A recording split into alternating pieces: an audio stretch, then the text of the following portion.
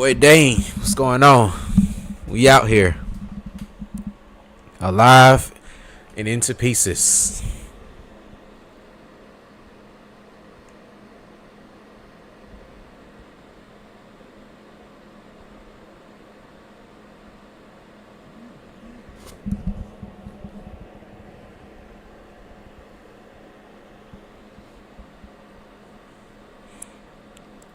Um,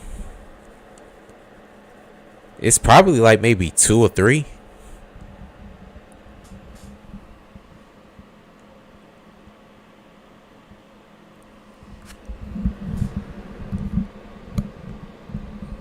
Let's see something. I can't hear anything.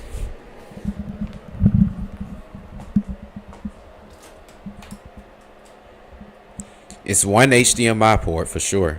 Yeah,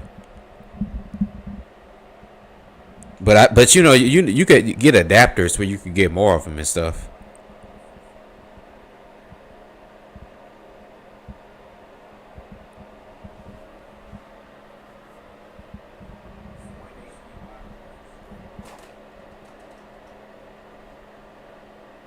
But you know you could get adapters where you could get more of them and stuff. Yeah, but it's got one HDMI port. I was thinking about getting an adapter for that, but to be honest, if I could use a monitor, I don't think that they use HDMI. Alex, what's going on, man? Boy, Alex back in the stream.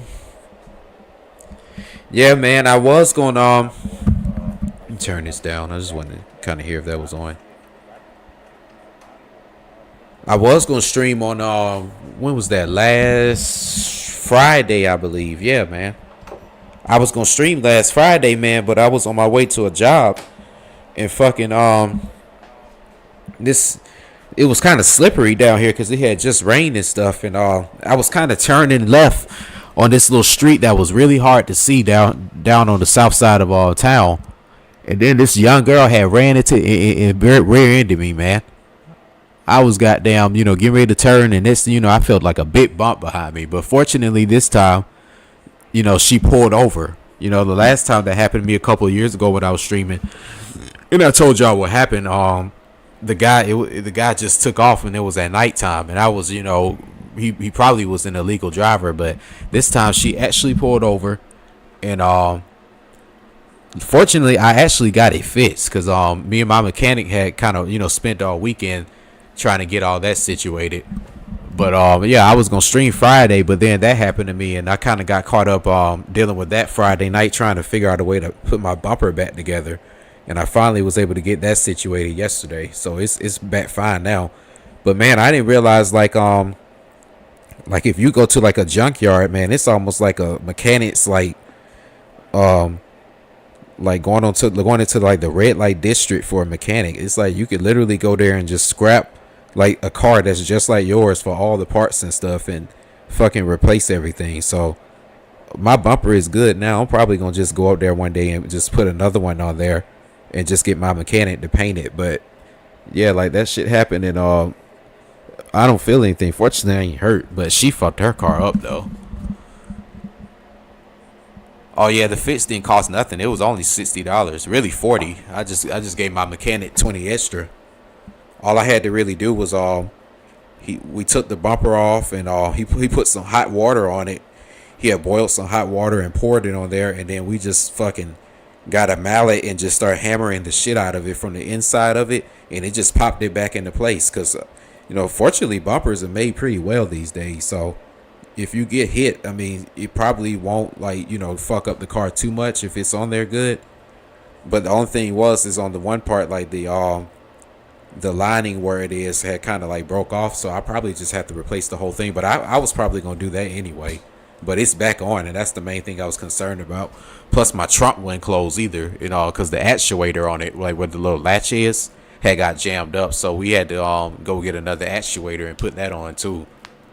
But it's fine now by the grace of God. But yeah, came out of nowhere, man. It's like, yeah, when you in these cities, like these people up here be like the worst drivers, dude. Like it's annoying having to be up here, and deal with that.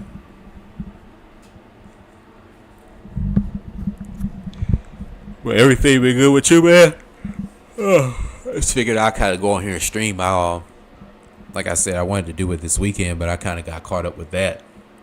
And I was playing this earlier and got to the part where you either make the right turn or the left turn. And in all the years I played this game, I always made the right turn where you go and fight the El Gigante. I never did the part where you fight the two chainsaw ladies, and I find that part to be probably a little bit more difficult. Because once you know how to fight the El Gigante, it's really not that hard. Like, getting past them and stuff, and you get a lot of ammo on that part.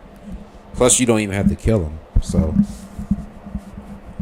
that ended up taking a lot of ammo out of me. But we're gonna try to go ahead and get through the part. I think now we on the gondolas and all that.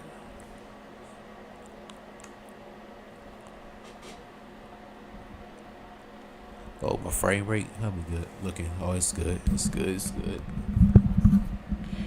Yeah, fucking rear-ended me, man. I'm like, damn, man. Shit just happened to me a couple of years ago. I'm like, shit. Like,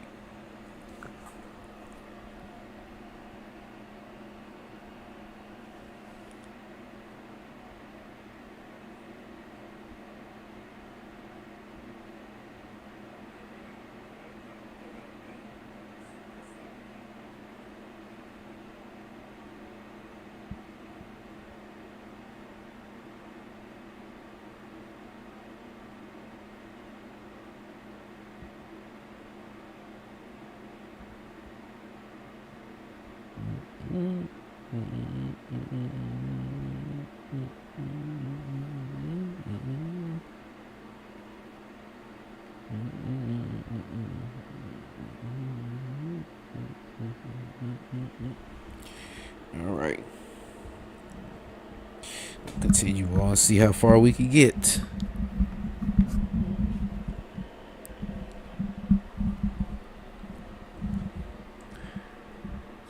So how's that job been, Alex? I remember the last time you were on here, you were saying they had called you in for like almost sound like an insubordination meeting. I don't even know why they would do something like that with a cleaning job.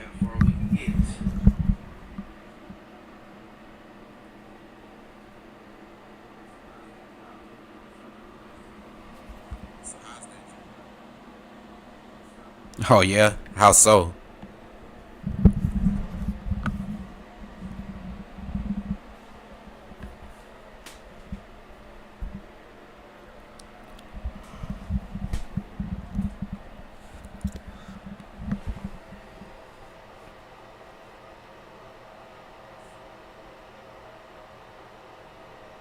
Oh yeah, they tried to backdoor y'all. Damn. Yeah, you really do have to watch out for that shit with these jobs. A lot of the times I think that whenever like they want to find a way to cut costs and and be somewhat efficient or whatever, like that's when they start doing little stuff like that. I think I told y'all that story that like when I was working at, I remember oh shit, my camera. When I was working at McDonald's, I remember that was like around the time when I was getting ready to lose that job. And fucking it just seemed like around that time, my manager was just doing like some lame shit. Like he would just like get on me for every little time I didn't sweep under the table. Or I remember one thing they were real big on when you work, especially in fast food. Like they really be really big on you using like the scoops, and I can understand the tongs, when you're picking up raw meat. But like if you're picking up like fried products and stuff, I mean, if you changing your gloves regularly, I mean, I don't see why you would have to continuously use that nugget scoop, because it might be like a rush. It may be like fucking 40 people that come in, and what I'm saying, they want like goddamn, what I'm saying, a fucking 50-piece nugget or something like that. And you might, just get the nuggets fresh out the grease. You ain't got time to be sitting there trying to use a nugget scoop to scoop them up, make the box, fold the box into quarters and shit, throw them in the box, and then and then ship it down. You're going to just pick them shits up with your hand and keep it moving. And I remember, it's like I could still hear his voice in my head. I remember my manager, well, how far are we in the chat? I don't really want to be talking about homosexuals or anything like that, but I remember my gay manager Rashad. Like this dude, he used to have this annoying voice. I remember, and every time I remember, I wouldn't like use the nugget scoop. He would always be like, "Put use the nugget scoop." See, if I was white, I would have fired y'all by now. Like he used to always say that. I can still remember his voice in my head. Like you said, nugget scoop. Like, dude, fuck you and that nugget scoop.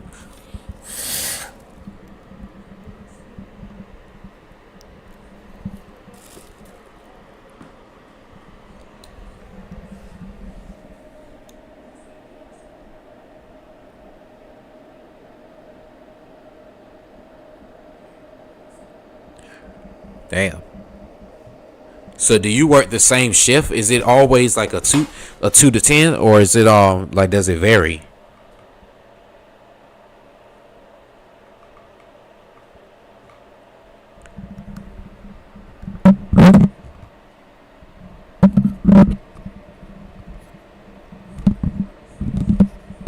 I thought you were gonna be at work right now. If it's a continuous 2 to 10 like that, that's a second shift, I believe. I used to hate them shifts because it's like you would go when you went to work, everything was live, but then when you got home, everything was closed and dead. Oh wow, you got the graveyard basically. Nah, the graveyard is what that's from 11 p.m. to 7 a.m. Yeah, I couldn't work those shifts. Yeah, 2 to 10. I ain't gonna lie, man. I remember I did that when I was at McDonald's. But I can't lie to you, Alice. I hadn't worked an 8 hour shift in a long while. I had like where it's consistent 5 days a week like that. I hadn't done that in a while. But if it's always like that, like that sucks to be honest.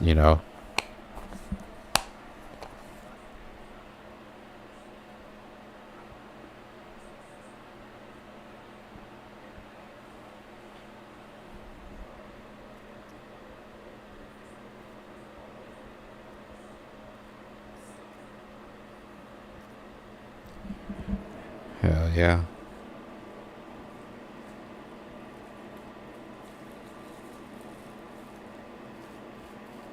Oh, that's what's up, man.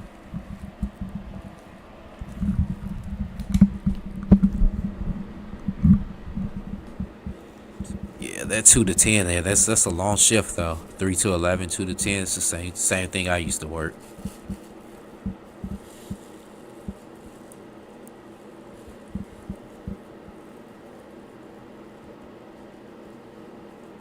Thing that really sucks about it though, like I said, is yeah, like you can't really do like after a while you just gonna start to realize it's not really much you could get done. Like you got to get up like really early, and then you be so tired from the night before. Well, see at 10 o'clock, that's not bad. But I remember when I used to have to get off at 11. That shift in 12, like yeah, them days I used to be tired, like because I would be wired when I would get home, and I swear to God, I couldn't go to sleep until like probably 2 or 3 in the morning. Like every night, I remember being like that. That was from like age 23 to like 25. Like I swear, like I would be up to about 2 o'clock in the morning every morning straight. Like, but I wouldn't get up until like 12. I remember. But now it's like I go to sleep probably like around 10 or something like that. But then I'll get up around 2 or 3 or something, and then I'll be up until about maybe 6, and then I go back to sleep and won't get up until about 9 or 10 or something like that. Like when I'm really really up. So like yeah, like them second shifts, man, that should be throwing your sleep schedule off.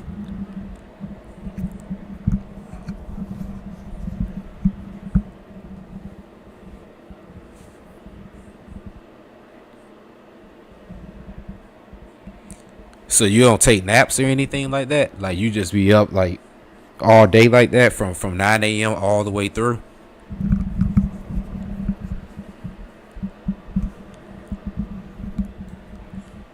I really don't even take naps. I just kind of be dozing off for the most part.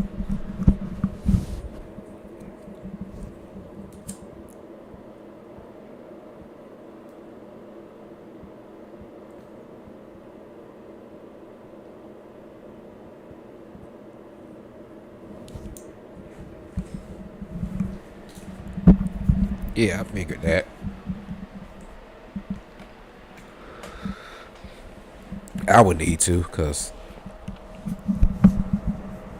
yeah, being up straight, that take a lot of energy.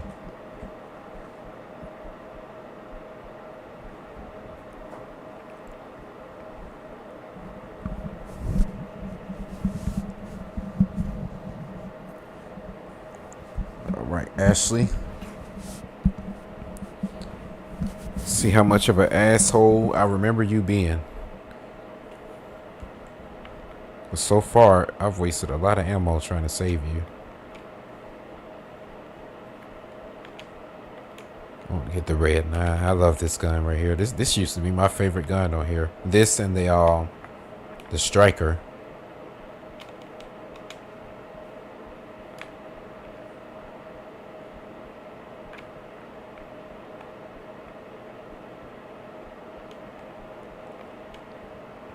Oh, I'm missing out on some items, I feel like.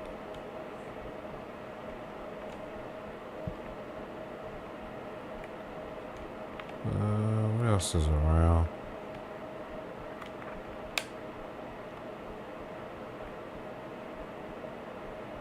Let's see.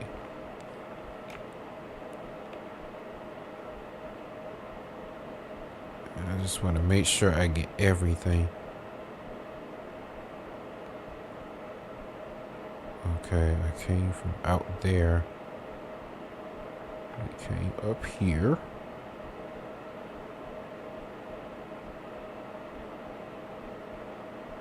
Alright.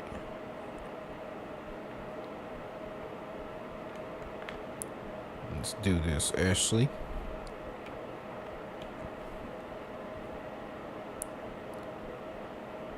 Yeah, somewhat.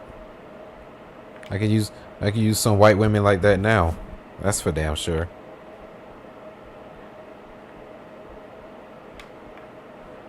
Shit, I could use a Ashley. Ashley would fucking have political power.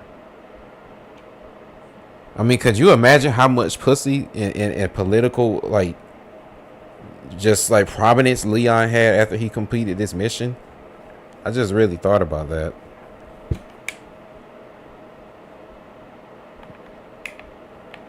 I kind of hated this part right here.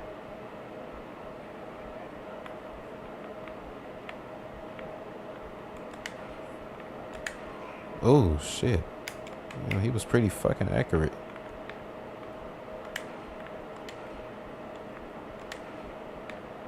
Oh man. Oh man, I want to redo this. Like, oh no. I want to redo this. I feel bad. Whenever I think of like this little gondola ride, it always made me think about that turtle ride on Death Trap Dungeon. I know. It's funny because they always have that odd narrative like I've had a lot of my black friends to tell me stuff like, yeah, I never really went after white women because I was always afraid that it was like gonna be like some Get Out type shit and all this theatrical shit that motherfuckers would come up with. No, never had no experience like that, to be honest. Hate to say it, but I've had better experiences with white women than I've had with the black ones. Sad as it is to say that.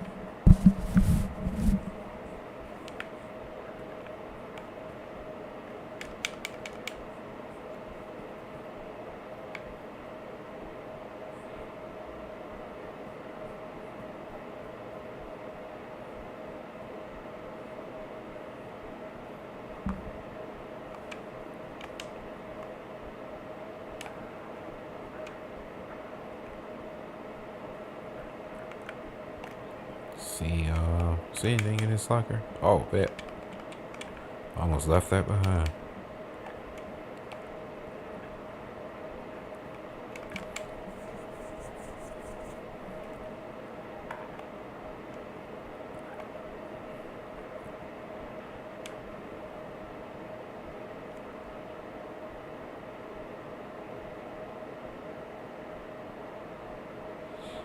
Yeah, and it is a difference in in different types of women. But one thing I've learned is that I've never like been with an Asian woman. Um, it's not really too many of them in Atlanta I've really seen like that, except up there in like in Swanee and stuff. But I know with the Mexican woman, yeah, she's a little crazy. You know, the Mexican woman's a little crazy. I feel like out of all of them, the white girl honestly is the most we'll say like understanding of role.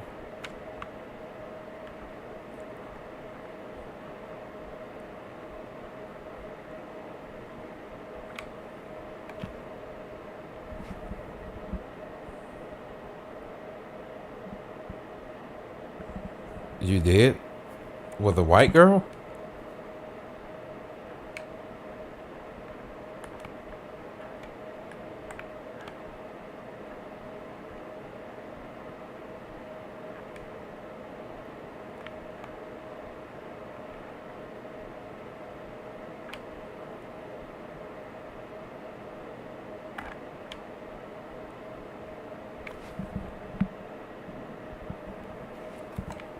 Yeah, I'm gonna be honest with you. I've never really. I think when I was in high school, I remember. Now I remember I had a lot of Asian guys. I remember growing up.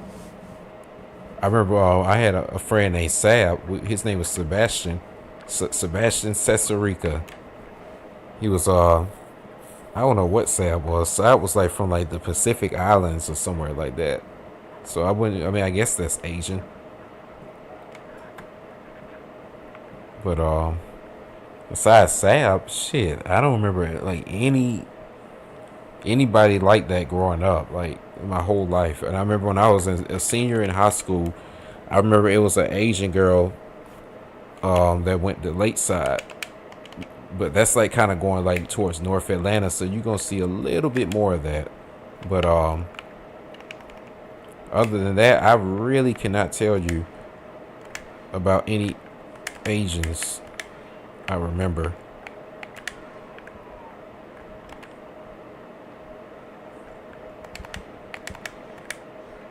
Oh shit.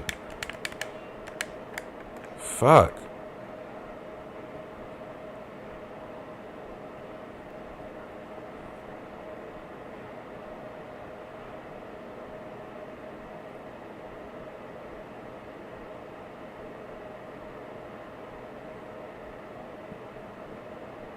That's hilarious. I swear I've never seen an Asian girl. Like I said, I wouldn't even know how they talk, what they eat, like I remember one time I had to pay a ticket in Henry County, and I saw a fine ass Asian girl that was in the tag office.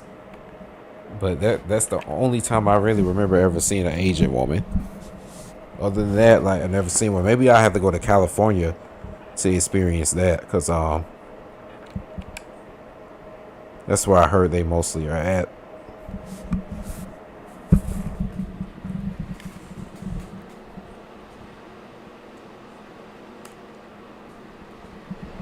Turn this off here.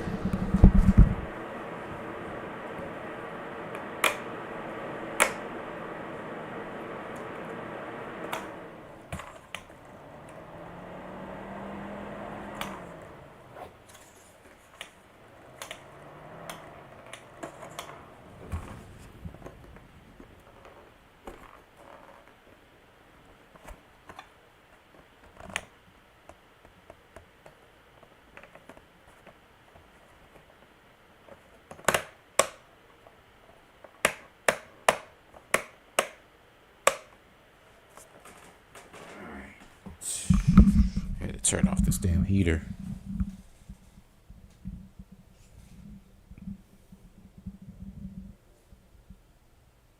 You said you got a different energy than most avoid. What do you mean, like in a negative way, or in just a? Oh, I don't know. I don't know. He looked like he may be dangerous because he's not talking, like that kind of way.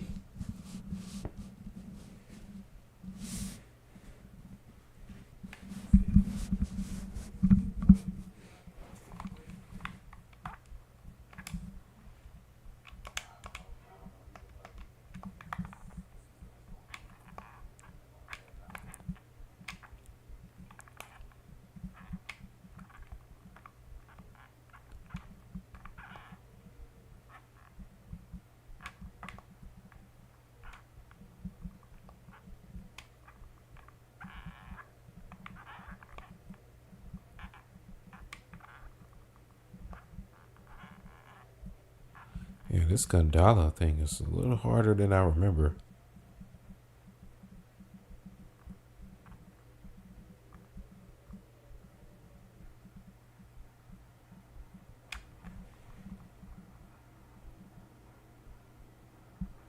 Oh man, really?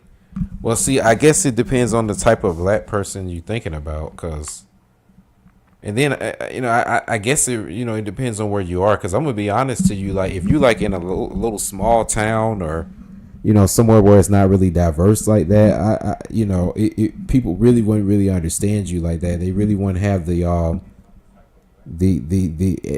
mental expansion to like try to be more creative and not be kind of with the norm. I noticed in smaller towns people are more constricted to the norm just based on the fact that it ain't too many resources around. So when things are more traditional and and conservative, it sustains like a level of survival. But when you get to the city, you see so much shit that I'm not gonna lie to you, man. It's that whole like being lame and a nerd thing. Like growing up, it's funny that you talking about that because it's like a lot of the ones when we were growing up and stuff. See, I was kind of like in between. Like I was the guy that I could go and hang with the guys that was talking about Resident Evil and at the time Yu-Gi-Oh and Pokemon and stuff like that. We were in middle school, and we'll be sitting there talking about that and Grand Theft Auto and stuff all day. But we I could be around them and I could still be around like I guess the street guys at the same time. The dudes I knew that was out fighting and and getting in trouble and stealing. I mean, I was stealing too. But the thing is, bro, like I never really felt like it was too much of a difference between like the nerds and like the street guys growing up because we were really doing the same shit.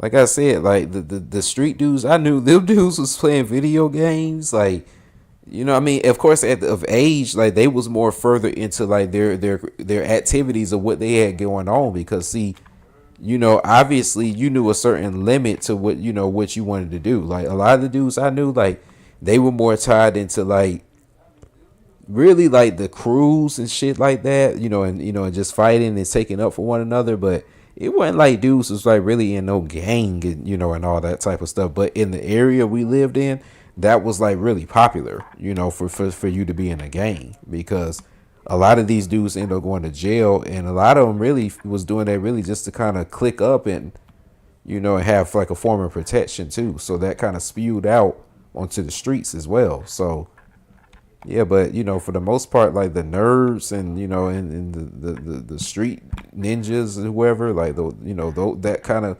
archetype, we pretty much were doing the same shit growing up. Like I was stealing from stores just like them, the street dudes were. In fact, I was more clever in getting away with it than they were. Like shit. Like I said, my boy, I ain't gonna say his name, but man, shit, my boy, he was a scammer. That man was getting rats off that shit. So. And he was, the main nerd in our neighborhood. Like, what I mean? All him and his brother Chase used to do, like, what I mean, was have all the creative stuff going on. Whenever we wanted to rap or, or do something like that, they always had like the microphones and the equipment for folks, to go over there and produce. And he doing big time stuff now. Like he into fashion, But I remember him and his brother Chase, like his brother Chase is a tattoo artist. But I remember that's all he used to be doing was into Dragon Ball Z, I remember. But but them boys, they were the real ones, and and to this day, like they the ones that can make moves and put people on with shit. And a lot of these street dudes, they ain't really got shit to offer. So yeah, that whole archetype of like the nerd and the street guy and all that, like man, we done mastered all that stuff.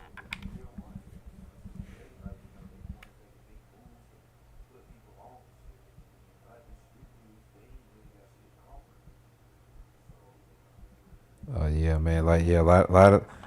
Well, see, your era of like of guys thinking that they were trying to be like a street guy. In my era, it was somewhat the same, but man, it pretty much was the same. I ain't gonna lie to you.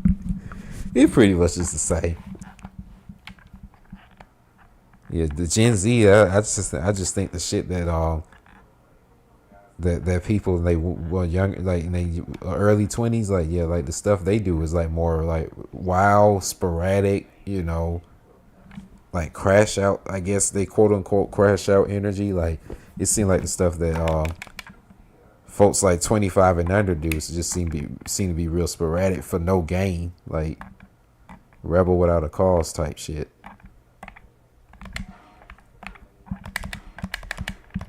Damn it.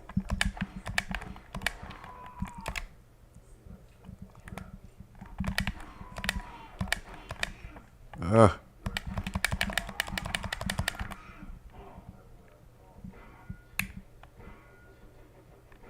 What the fuck?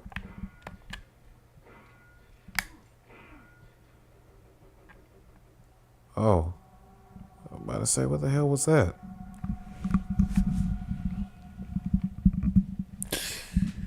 Yeah, the street guy and the nerd.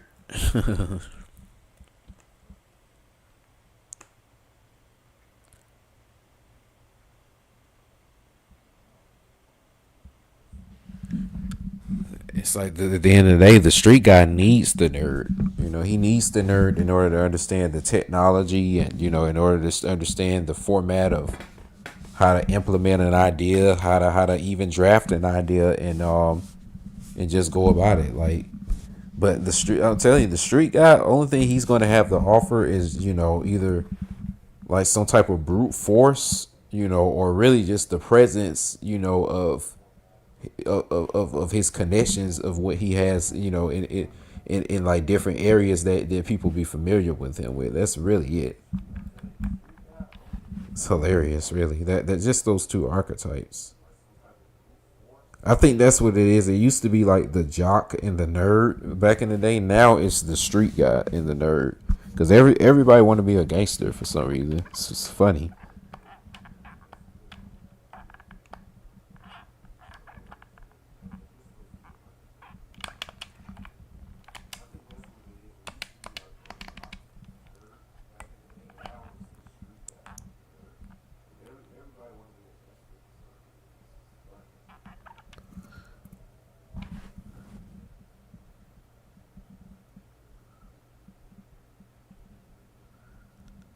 Oh yeah.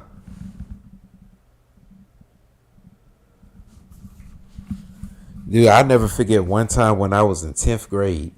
Um, I remember that day we had a substitute teacher, and I remember it was a young bitch. I remember this girl probably had to be like in her 20s or something like that, and she wasn't even like really teaching us. Like she literally was just chaperoning us. From what I remember, I remember that girl. I don't even remember what she was doing, but I remember she was in there just like literally talking. She may have been on the phone that day because this was in like '07, so it wasn't like cell phones were really advanced like that. But I remember that's what she was doing. She was on her phone texting at that time.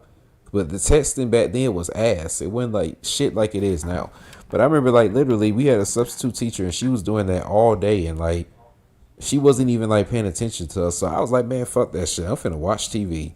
And I remember I was in there, and at that time, that's when Cartoon Network was about to stop showing Ed, and Eddie, and they were showing a Ed, and Eddie marathon at that time, where they were showing like all the episodes from like back in the day, like from like when we were talking about that shit in the last stream, like from like the late '90s and shit. And at this time, it was damn near impossible to catch these episodes. Like this shit was not. I didn't even know about YouTube like that in 2007. The only thing I knew about was like watching old Allen Iverson games from when the Sixers played in the playoffs in the early 2000s. I didn't know shit about like YouTube like that. They probably had any episodes then, but I remember when they were showing this on that weekend, that Friday, and I was watching on TV. They had just started showing the old episodes that day. So I was like, man, fuck school. I'm about to catch these episodes.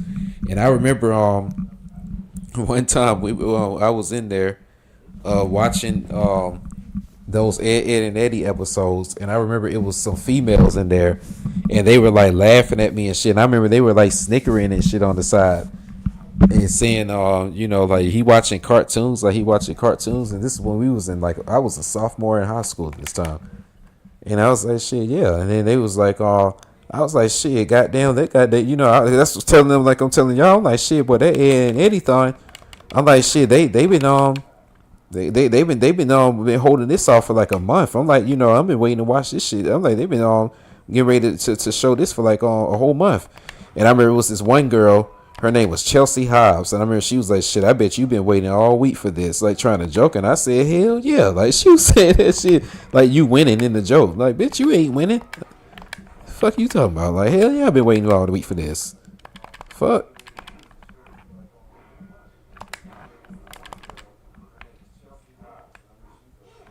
Fuck.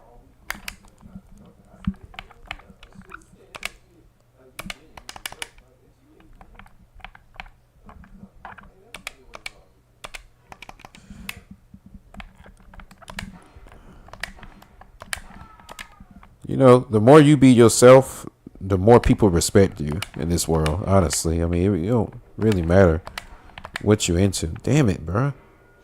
Fuck. Don't really matter too much what you into like that. As long as you can express it and you ain't afraid to show that, that's when you start to realize like these people like the same shit you like. It's just that they trying to be a shell of that because they afraid of again how somebody judge them. Dude, like I said, with these same street characters, bro, same guys. You know what I mean? The same way. That's why. That's why I even like talk about that guy Amin Alim, our friend Tim.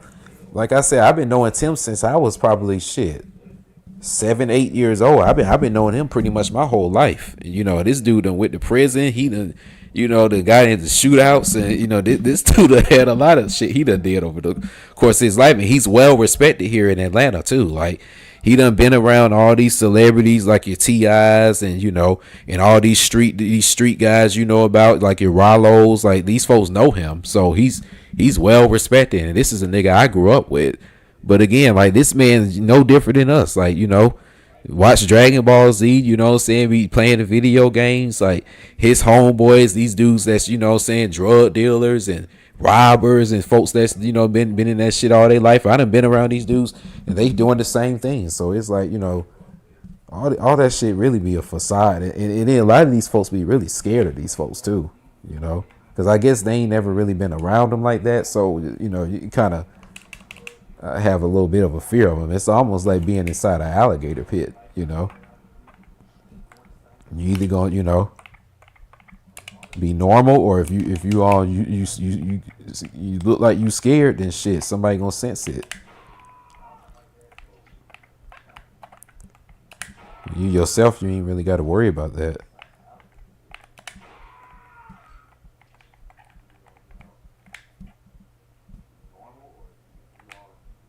Fuck, I can't see him.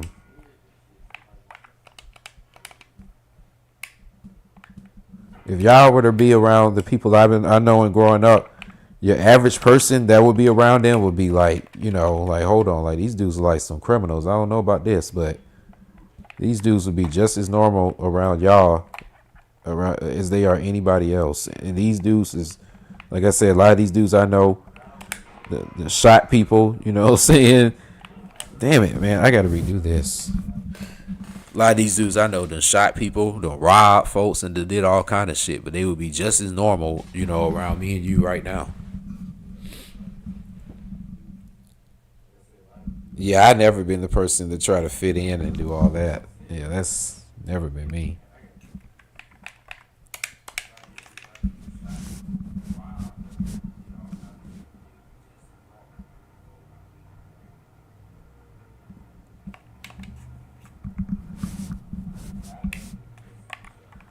Yeah, but that's why I rock with Tim, because Tim don't be trying to act like he all like he's like this gangster and all that. Because like there's somebody that's posing like that. I can't be around nobody like that personally, and I ain't gonna take him serious. But that's the only reason me and my brother even deal with him. You know what I mean? Like, cause he always has proven that proven how to just be himself.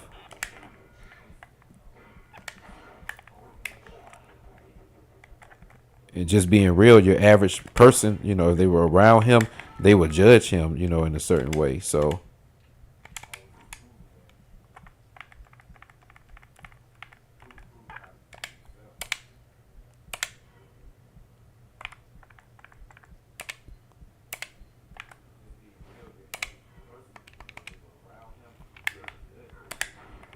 Damn it. Fuck.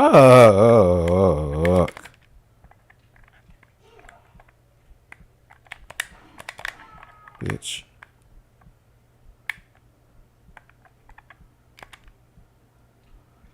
Yeah, that was not easy.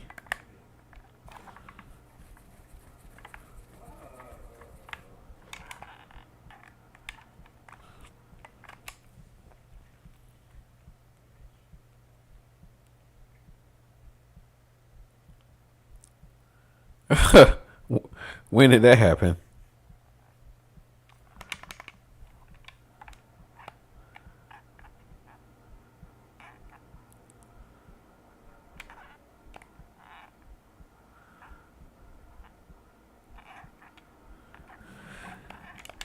The street guy and the nerd.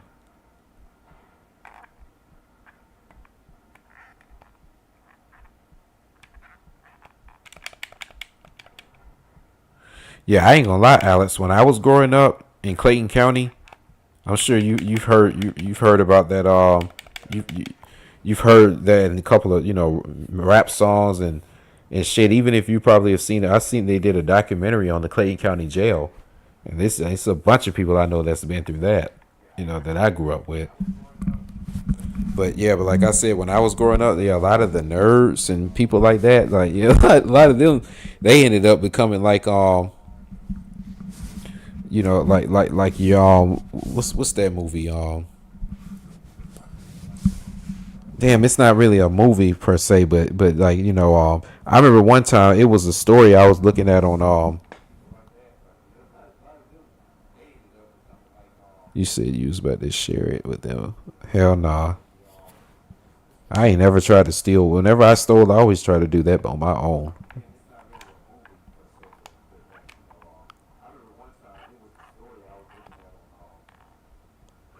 But yeah, a lot of the nerds. Yeah, it was a story I was looking at on Tukey Williams one time, and it was a guy that they was on the American Gangster documentary, and it was a guy that I guess that he had bullied when he was young, and then this guy ended up like becoming a blood because he knew Tukey Williams was a Crip. It's like like a lot of the nerds probably ended up becoming like that. Where they I guess got bullied so much that they got tired of it and ended up becoming like killers and shit.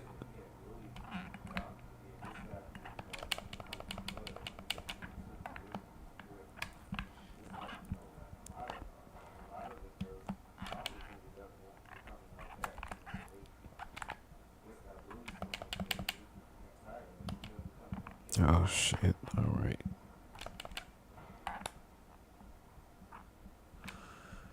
Fuck, man, I need some health.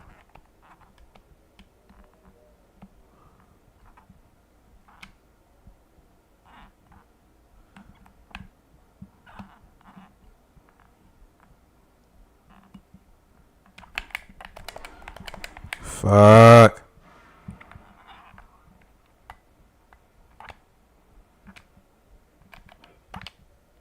Wait, follow. Wait, follow me.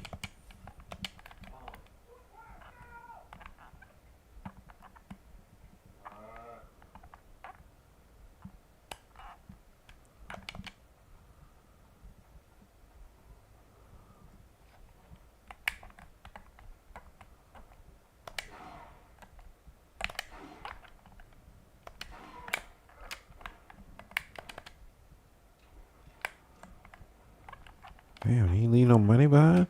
Come on, bro. Wait, follow me.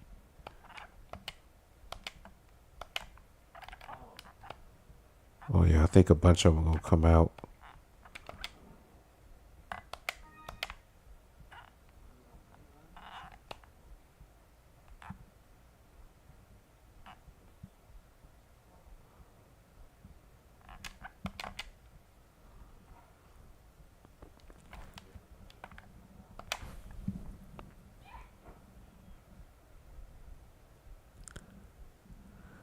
Wow, that's crazy. It's funny we talking about stealing and all that because I remember I was just riding through where I grew up at because I have to do some work down there a lot throughout the week sometimes.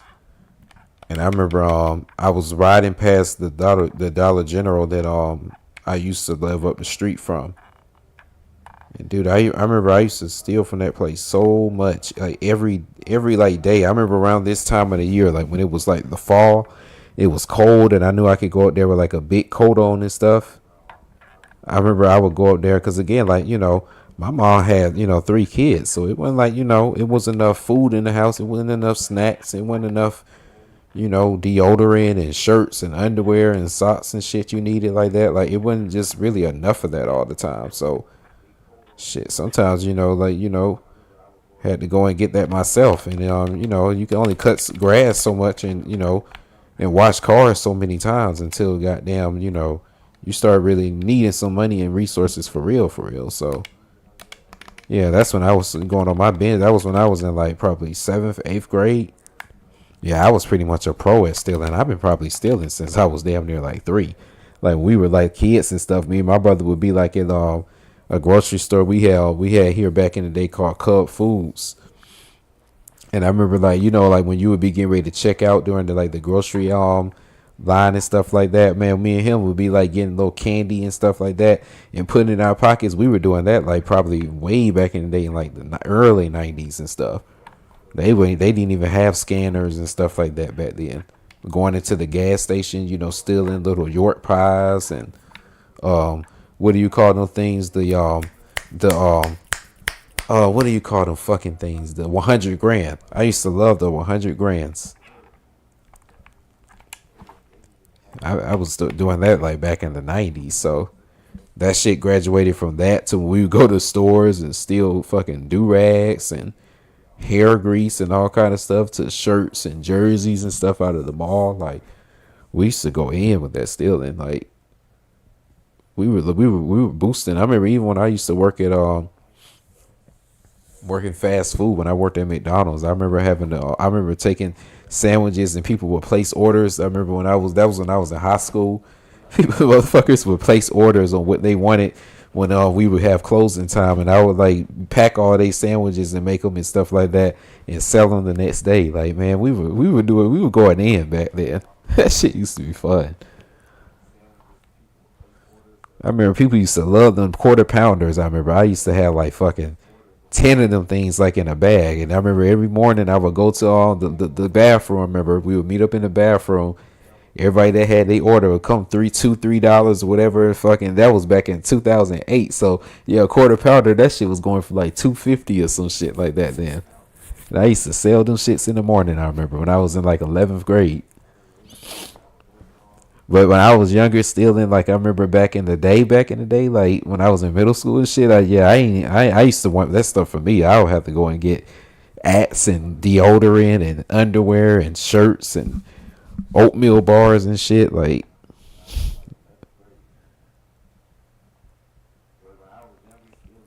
we used to go in.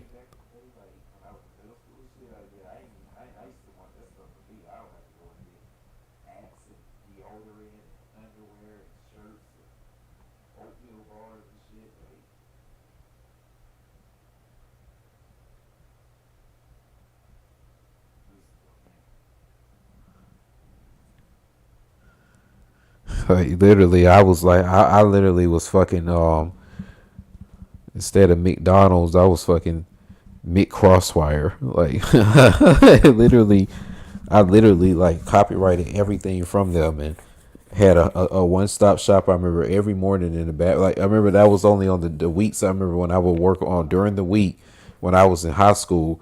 I probably wasn't even legally supposed to do that because I was 16 years old and I was working until like 12 o'clock at night and shit. And that was on the nights I remember we were closed, but I didn't give a fuck. I was trying to make some money. But I remember that shit, man. Them days was fun. But yeah, I remember early days, yeah, like '04 and shit. Around this time of the year, I remember I would get on my bike. That would be when I would get out of school because we had a candy lady in another neighborhood, and I used to steal from her so much. But it got to the point I'm like, man, I need like bigger shit than this. So I would fucking go up the street. I remember to the Dollar General I was telling y'all about.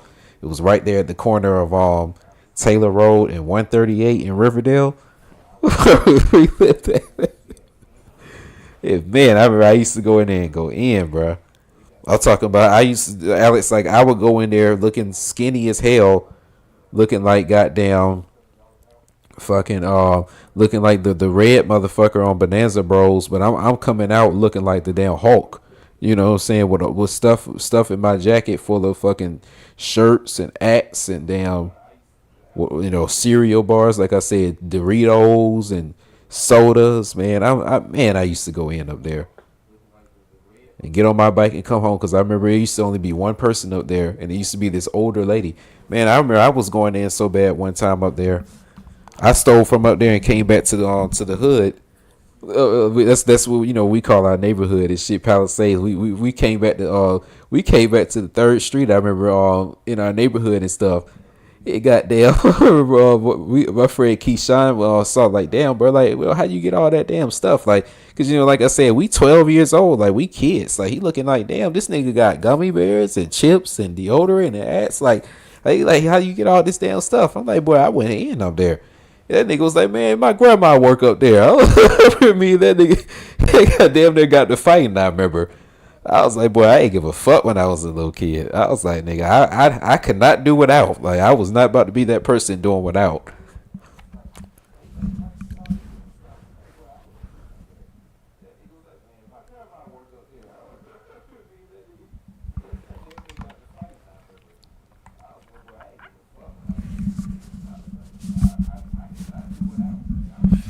Yeah, like we had corner we had well we don't have like corner stores up there in like New York and stuff like how y'all got them like every like fucking block, like like right outside like your neighborhood and stuff.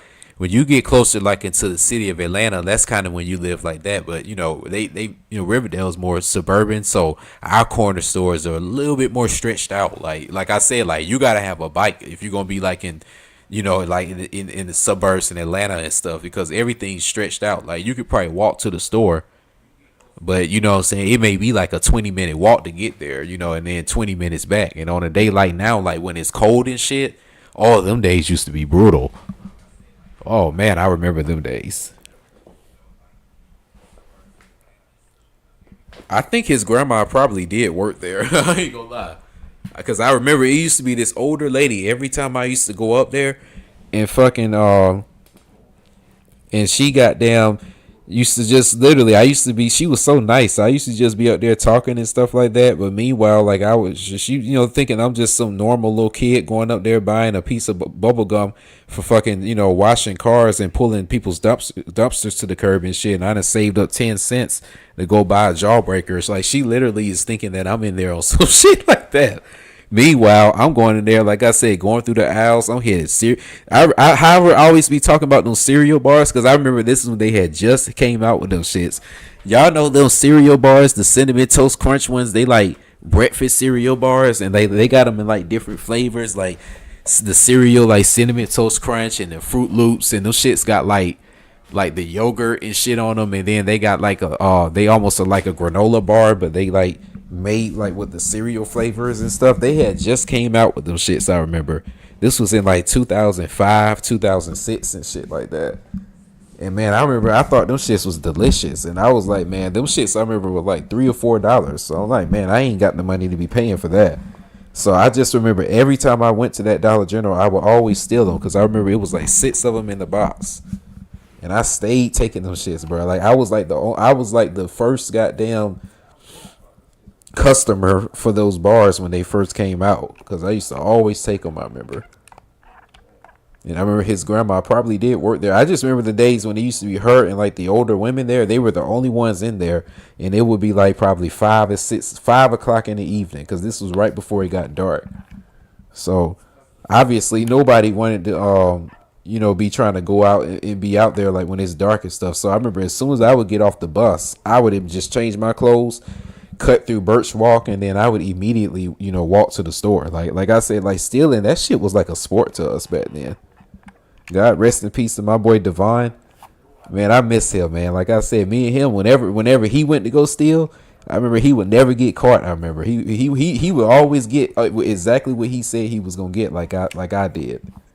Everybody else, they would always be saying they gonna get something, but then would never get it. That shit was funny.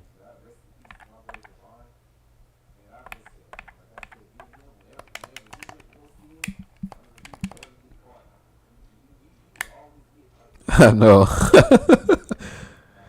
That's when I was really a robber baron then.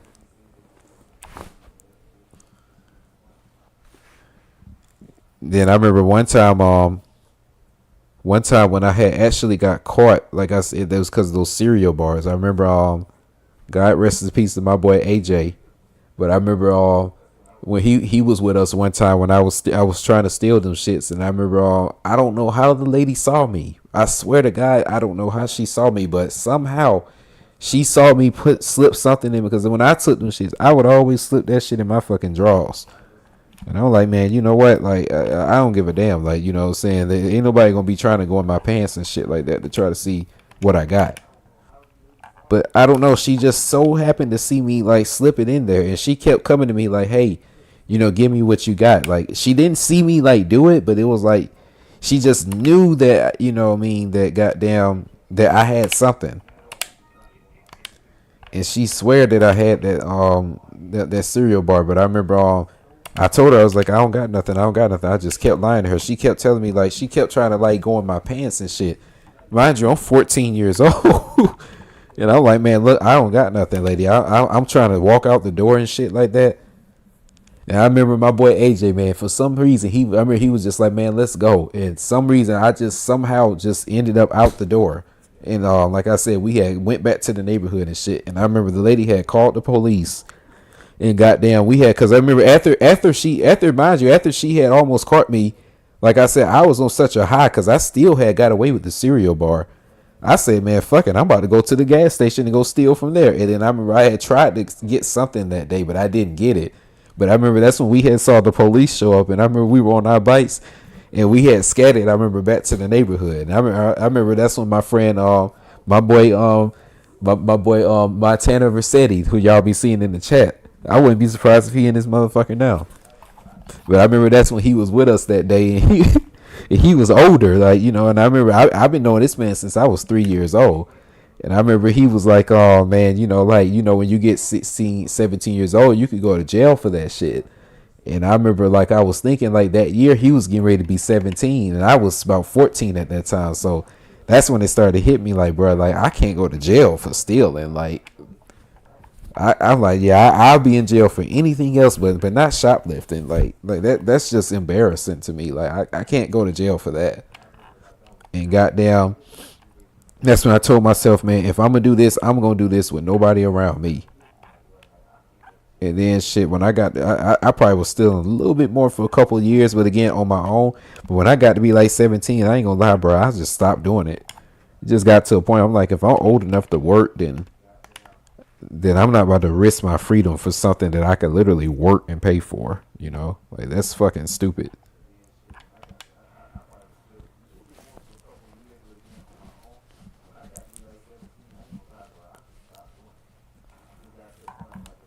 Oh fuck, I remember this part.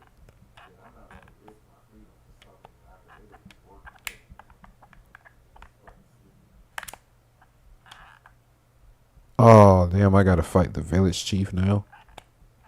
Already? Shit.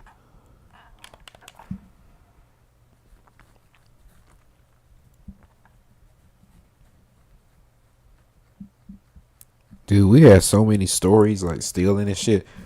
I don't think I ever told y'all this story. I may have told it in the chat before, but I mean, I can't quite remember. But I think the funniest story ever from my stealing career, because to me, we had it back in the day. We used to call it like different levels. Like, if you was like a Sly Cooper, that mean you were like, you were a good thief. You know what I mean? Because like I said, I wasn't the kind of person that really stole from my friends like that. But I ain't gonna lie, at times I did. You know what I mean? Especially when I felt like a nigga owed me. You know what I'm saying? But back in the day, I wasn't the kind of person that stole from like my personal friends and stuff like that. I wanted to steal from the corporations. Like, I was the type of person like, no, I'm trying to get, get from the man. I'm trying to outbeat the system and rage against the system type shit. Like, so I wasn't really like the kind that would want to steal from individuals. Like, I had friends, these folks were like breaking folks' houses and, be stealing TVs and video game systems and people's clothes and shit, jewelry and shit. I wasn't really into all that. You know what I mean? Like, I was more into just taking from the stores. like I said, like shoes, clothes, headbands. The shoes were hard to get, but more like little shirts and headbands and stuff like that. When that was popular back then, that was the kind of stuff I remember going after. Like other than that, I wasn't really trying to take nothing else. But I remember one of the funniest stories though of all time. Like I said, we had a candy lady that we had. I remember in a neighborhood adjacent to us called Birch Walk, and I think this neighborhood Birch Walk is pretty famous because that's where the singer Sierra lived at. That's from Riverdale. I think she actually lived in this same neighborhood. It's a nice ass neighborhood. I remember when they built it, the houses were nice, and it was a little bit more exclusive than where we lived at next door in Palisades. But yeah, I remember we used to hang out in this neighborhood all the time. Like I knew everybody over there and shit. But I remember we would go over there to they candy ladies because in our neighborhood, we ain't really want to take from like our neighbors and stuff like that because they gonna fuck around and go tell your parents and stuff. And my mom was gonna whoop my ass if I got caught stealing and shit. So I wasn't really like trying to do that, saying in like my own neighborhood. So if I was gonna go take from a candy lady, it was going to be in another neighborhood. And man, I remember one time, and yeah, we were going over there to Birch Walk, and goddamn, it was one candy lady we used to go to that was right by our homeboy Nick's house. And I remember, like I said, every day I would get out of school, I would be the only one to go. I remember I would always gather up, like scrap up whatever little change I had, and I would go get an ice honey bun. I remember, man, my fucking arteries are probably destroyed from that. But I remember every day I would go to her house and get an ice honey bun. And I remember she would have her screen door open where the garage was, and she had a refrigerator that was in the garage, and inside that fridge was all the drinks. I remember she had like all these little 50-cent drinks that she would have, like like the blue kind, red kind, like all them shits would be right there in the garage. And man, and like I said, for a 12-year-old, that shit was like like opening up the holy grail. Like I used to be like, man, like she literally got all these juices just sitting here, but she used to sell them bitches for 50 cents. But it was so easy to get to because they were right there in in her garage, and she used to leave her garage door up, for kids to come in and shop with her, what I'm saying, get what they need and go on about their day. Cause see, the kids over in Birch Walk, they weren't really as ghetto like the kids that were in my neighborhood in Palisades. Like they weren't really wild like we were. We were more wild. Like it was all boys in the neighborhood, damn near. What I'm saying, everybody came from different sectors, of the country. We have folks from Florida. I got friends that came from up north. I done got friends that came from Louisiana, other parts of Atlanta, other sides of the city, like the west side and shit like that. Like when I'm gonna eventually do a documentary on Clayton County because it definitely deserves it. Because we grew up with so many different people from so many different sides of town and so many like torn down projects and stuff like that we kind of got a mix of everything when we were growing up. Like we got a mix of being in the hood and being in the suburbs and the ghetto at the same time. But fucking that candy lady though, like I said, like they in Birch Walk, they were they were a little bit more more let's say upstanding than we were in Palisades. Like they these were like more parents that were more involved in the kids' life type shit. Like yeah, Palisades, like yeah, we were just wild. What I'm saying, like niggas was wild from Palisades, man. And like I said, so when we would go to other neighborhoods, we would always try to go over there and steal from their candy ladies and beat them in basketball and fucking, and try to outdo them basically, like we were like these damn Vikings, what I'm saying, coming to their neighborhood and shit. I remember every neighborhood in Riverdale, like if you was coming from Palisades, you was trying to go over like to the next neighborhood, like on Conquer and shit. And I remember, like I said, we would go to that candy lady, and boy, I remember, she used to have them damn juices right there in that fridge. And every day, I remember I would be like talking to her, hey, hey, I can't even remember her name, I was such and such. Yeah, I'm in school doing such and such. Okay, have a nice day. And I remember every time she would goddamn go get the, she would sell me the honey bun. She would go upstairs, and her garage door would still be open because I would have to walk out, and that goddamn juices were right there.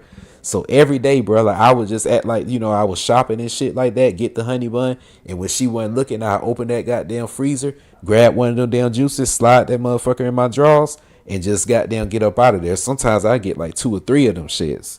I was going in on that lady, boy. I'm talking about this was when I was never hungry. I'll come back to the hood. Like I said, niggas be seeing me. They be like, happy as hell to see me. I would be sharing, look, niggas would get like a little squeeze of the juice, you know what I'm saying? And they be like, damn, boy, we don't know how you be doing that shit, boy. They used to be like, how this fool be doing this shit, man? Every day I'll be coming back to the hood. Like I said, have a juice for some. That's when I'll be selling the juice to somebody for 25 cents. I was hustling back then. I was on my Eddie, man. And I remember, man, I was getting this lady for months, y'all. I'm talking about months. Like, I mean, every day I would, like, make sure her back was turned, or she went upstairs, open that goddamn fridge, slide that motherfucker in my drawers, and just get up out of there. Because, mind you, at home, I didn't have shit to eat. Like, my mom wasn't going grocery shopping like that, so it was nothing in the house to eat. So I'm like, I had to make this jug happen. Like, it was like there was no mistakes that could be made, so... But man, I remember one day I was doing this for months, and this was like towards the fall. And one day I ended up going up there, same jug, like I said, bought the little honey bun, or chips or whatever for whatever little money I scrapped up, and and then I tried to get the juice. I had it and damn near had it in my drawers, but then I just heard, put that back, and I was just like, fuck, she got. I was like, damn, man, fuck, she got me. And I felt so embarrassed, bro. I just got damn, because I'm like, man, this lady was a nice lady. Like I said, we used to go over there and play basketball with her kids, and hang out over there and stuff like that. And it's like we were cool with her, you know what I mean? Like, so I felt so bad and so ashamed, for even doing that shit. But yeah, man, I remember I did that shit and got caught. And then I just put the juice back, and I had just walked out there, with a fucking shame, with a dunce, stamp on my damn forehead. Like, I felt so shame and walked up out of there.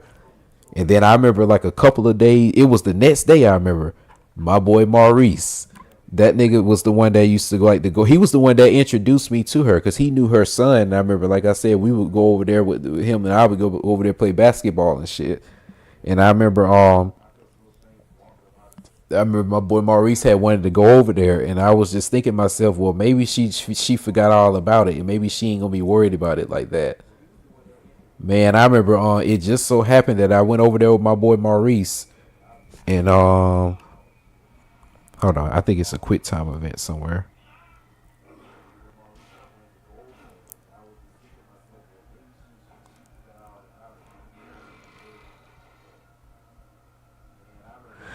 But I remember I went with my boy Maurice, and I was like, well, maybe she won't forget all about it.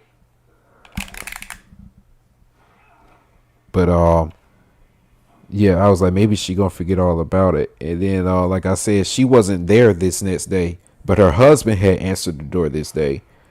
And then Maurice went ahead and shopped, and I was just kind of standing around, not really trying to be too present, but being a little nonchalant. I guess she was upstairs and he was downstairs.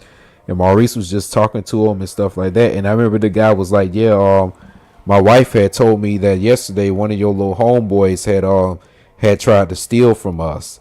And he was like, yeah, she told me that he always be hanging out with you. And mind you, I was standing right there next to him. She was like, he be wearing a blue do-rag. Because as y'all seen in my old pictures and stuff, I always used to kill them goddamn do-rags. And I remember I literally had on my black and red do-rag that day. It wasn't my blue one. And he was like that, he be wearing a blue do-rag. He be hanging out with you. And my boy Maurice was just like, man, I don't know what you talking about, bro. I don't know what you talking about. And I remember I didn't go to that lady for like months, I remember.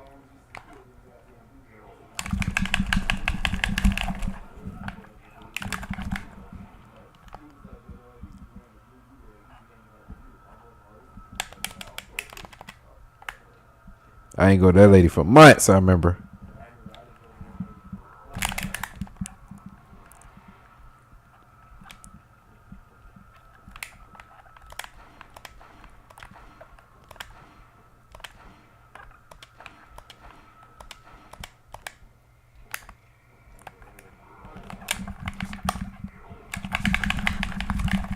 He might kick my ass because I haven't done this in a long time.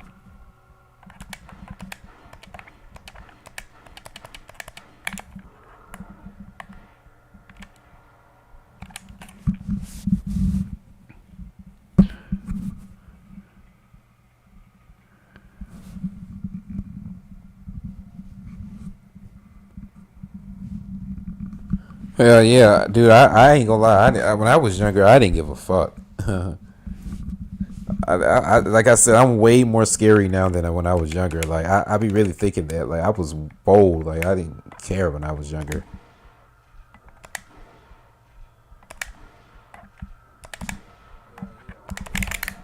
Fuck.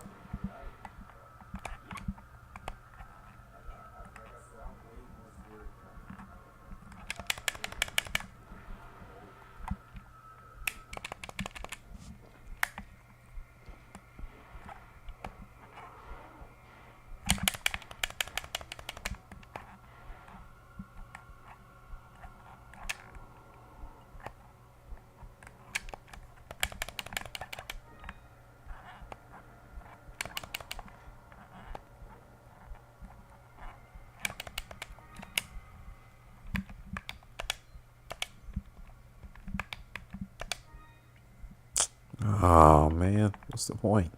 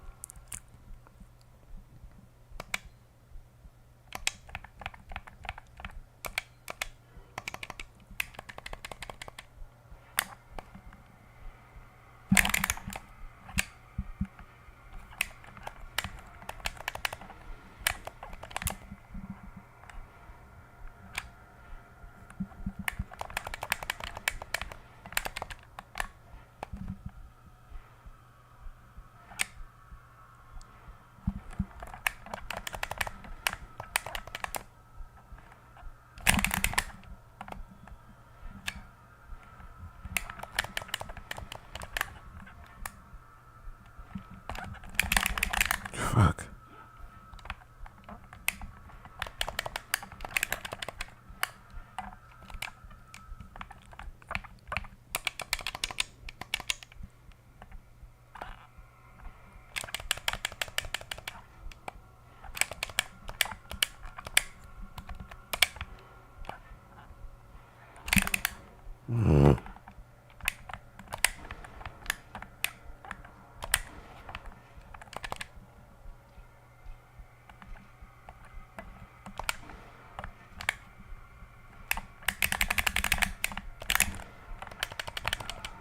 Ah.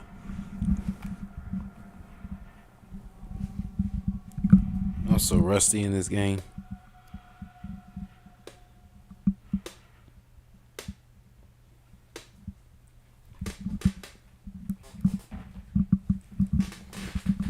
Yeah, that's why I think that it's almost like doing stuff like that is an addiction.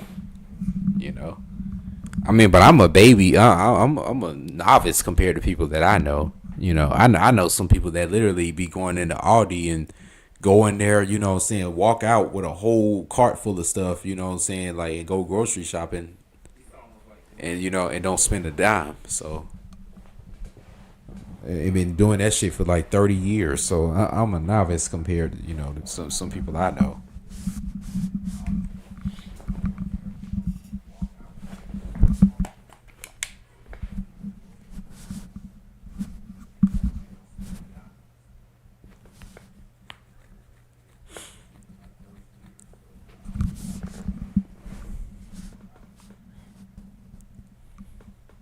Oh, I thought they were gonna refill my health.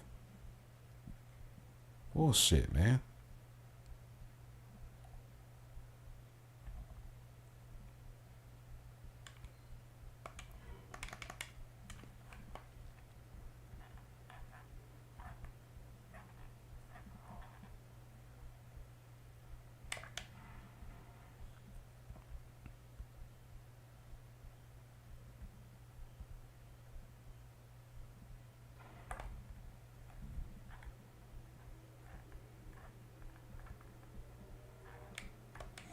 Yeah, that gondola ride fucked me up.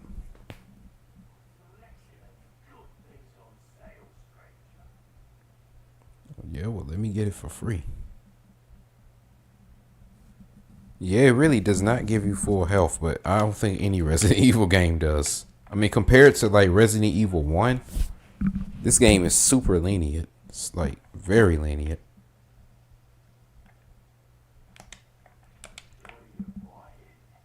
Like Resident Evil 1, you can't make no mistakes in that game.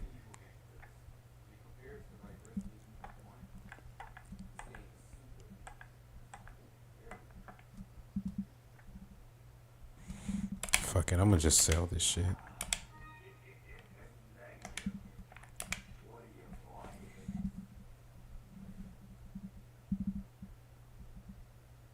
Oh yeah, Resident Evil 6 is pretty much like fucking like Call of Duty. Like it's not even like a survival horror. This still is. I think this was probably the last element of like a survival horror game.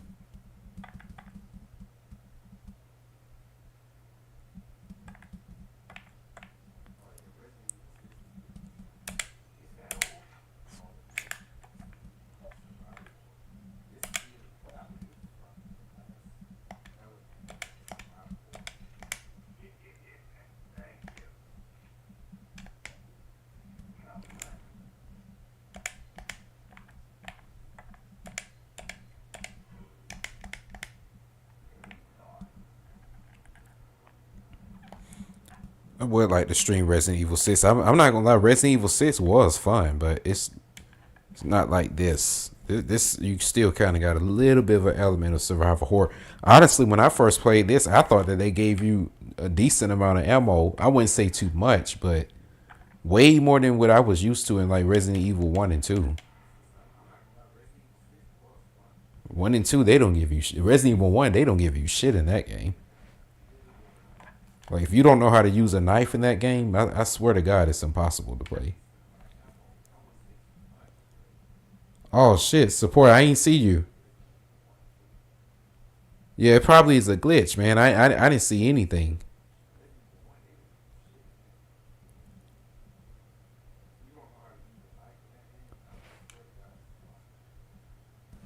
Yeah, your comments didn't just start showing up just till now.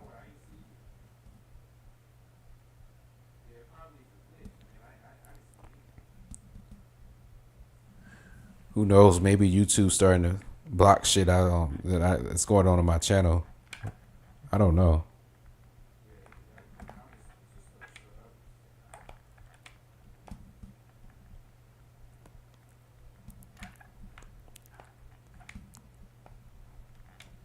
I honestly think if you're not really pushing a certain algorithm on here, or you're not really like fulfilling like something that YouTube wants you to push, then yeah, they not gonna let y'all know about my streams, or certain comments might not go through. It's probably gonna be all kind of technological flaws that they gonna make happen.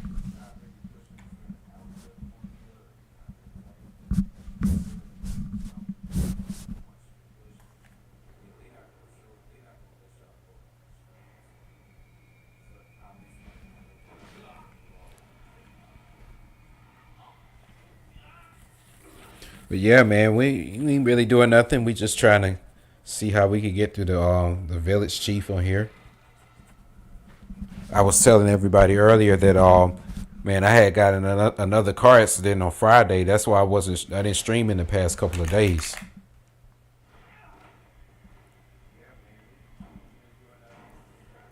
Kind of was caught up with that, but I got everything straight. Man, really, I had already got my car repaired and everything. So it was more of an accident for on the other person's end than mine.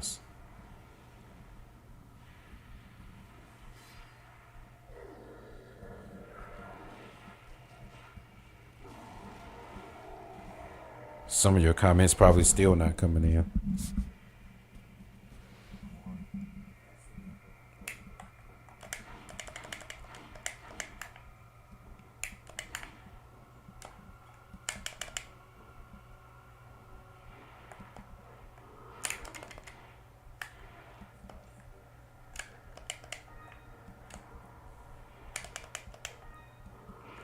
Oh shit.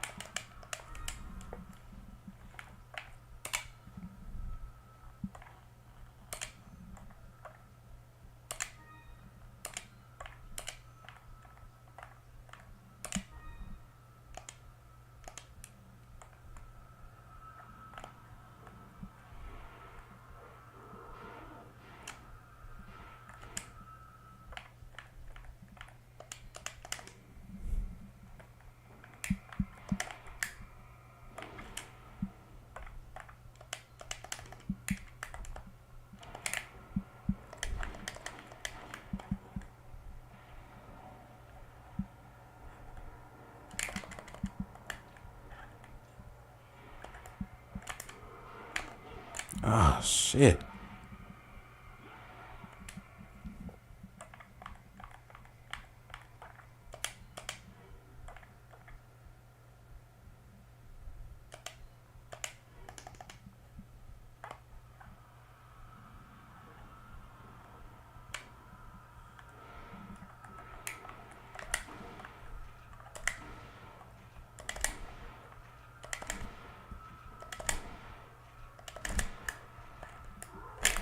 Damn.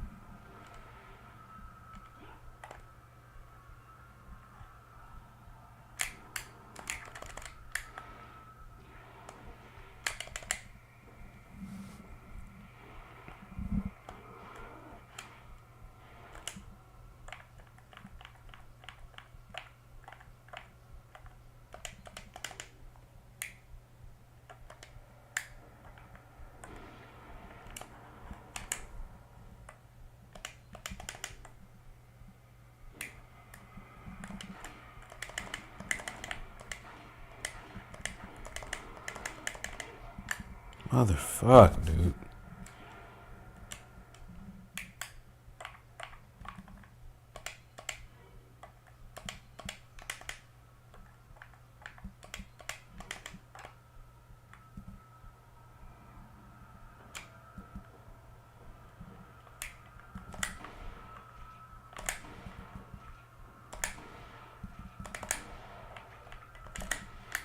I'm about to say, like, god damn, man.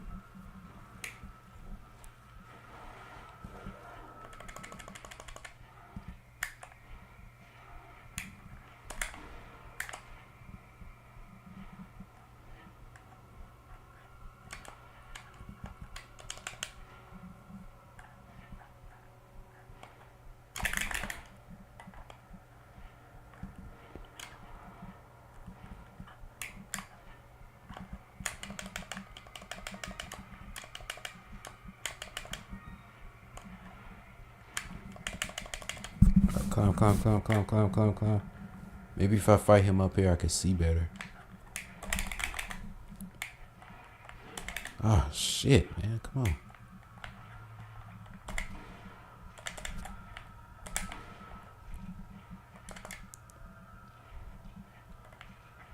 Oh, I see what he doing. He climbing in different layers and shit. Come on up here, buddy. You motherfucker.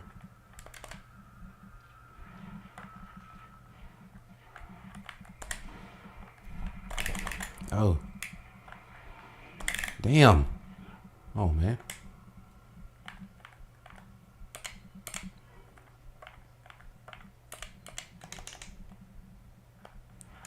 I wish I knew what hit points he had taken off.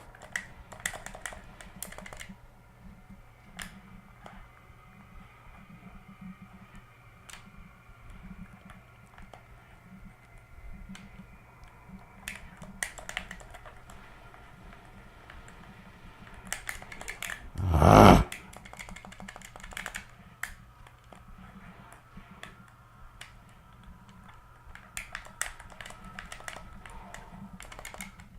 Thank you. Damn.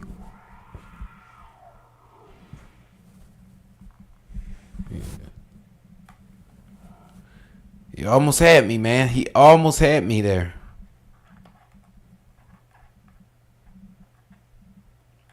He took a lot of my health out.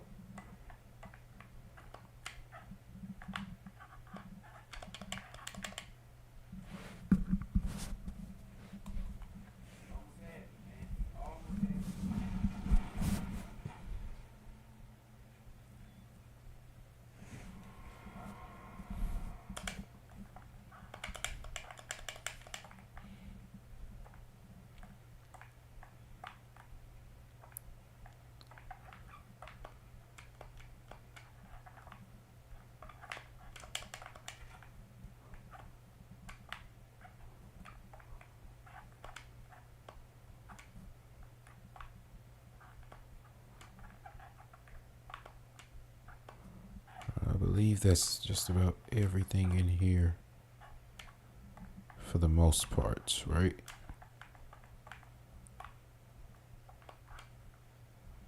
Yeah, damn, this motherfucker drained my health, man.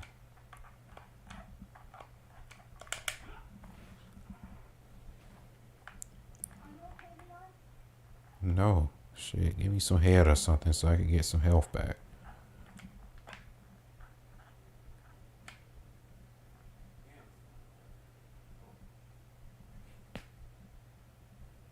You say it's making like the Chicago of the South. Pretty much. Dude, I don't know shit about any other place outside of like anything further than like Clayton County and Henry County. If you up here in Atlanta, you don't know anything outside of anything beyond that.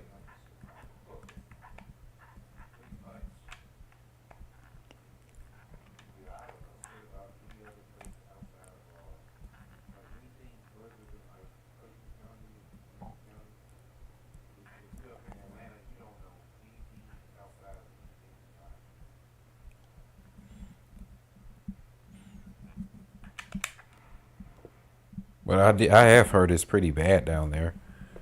I don't know why. I mean, it's cheap. I guess that's why. Damn, I gotta ride the gondola back. I just remember that. Or at least I got some money.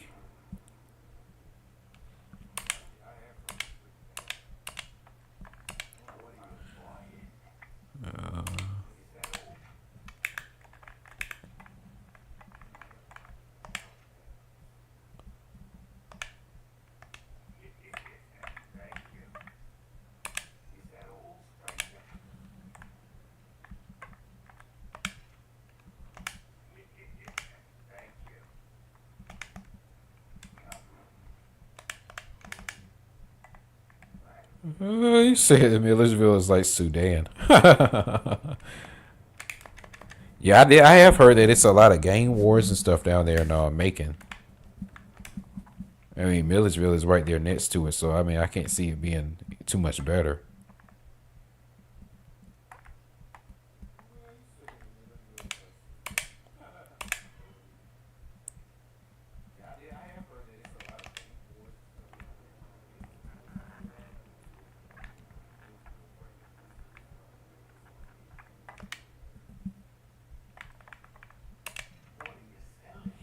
What are y'all selling? I kind of hold on to that.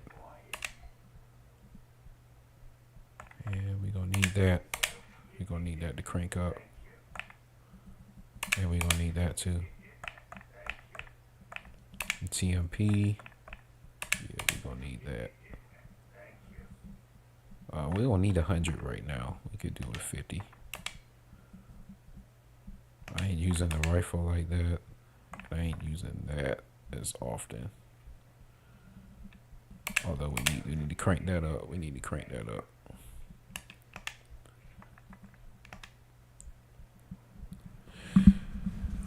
Yep. Yeah, these places outside of Atlanta though, I mean it's like I said, it's so different from here that we don't be knowing what the hell is going on, honestly.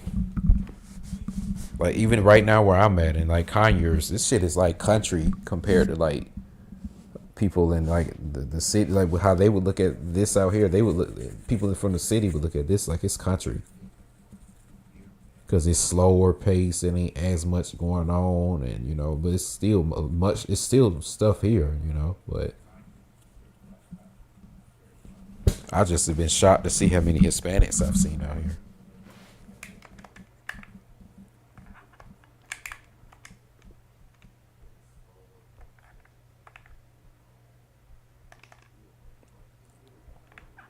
But I like it like this. I mean, I guess because told y'all my life story and where I pretty much grew up at. I mean, I grew up in the suburbs, so I like my space. I mean, I like being able to go into a house and it's multiple rooms, multiple bathrooms. You go outside, it's a subdivision you can walk through, and it may take you like 15 minutes to walk to the store, and it ain't a whole bunch of people walking outside as soon as you walk out your doorstep. Like I kind of like that, to be honest.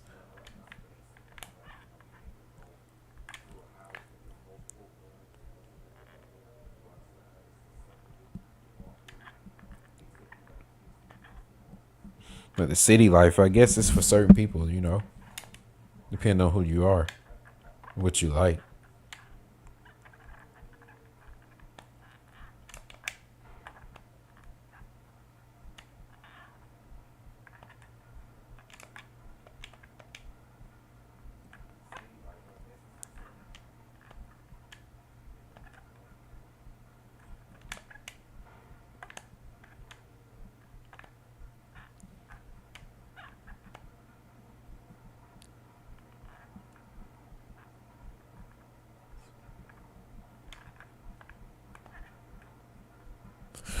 Millersville is like Sudan.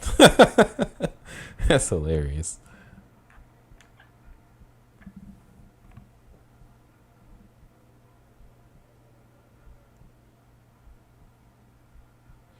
Yeah, that sounds pretty much like how I grew up, man. Support that pretty much is pretty much how I grew up. Same way I grew up, dude. Like again, I didn't have cable for like throughout like most of like the mid to late '90s. We had cable like on and off. I remember. That's how I remember like Cartoon Network and all these shows and stuff like that. I remember it so well because we didn't get to watch it every day like that all the time. So when we did have cable and we finally could watch it, remember we were like super excited about that shit.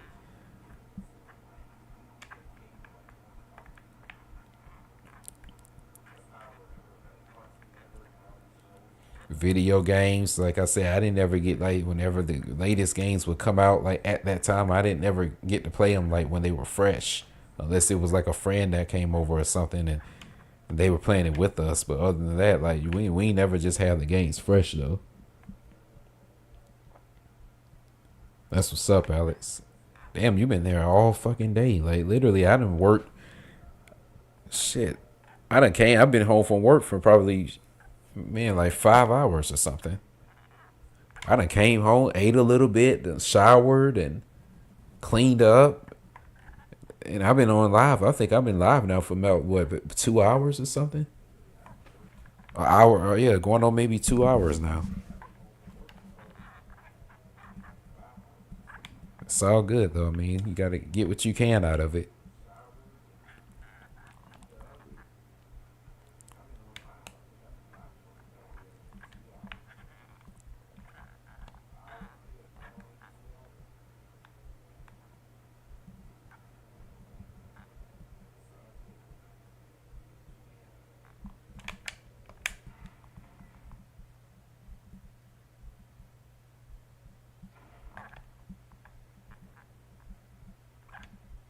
All right, I'm tripping. Okay, we going backwards. Just trying to backtrack where I'm going.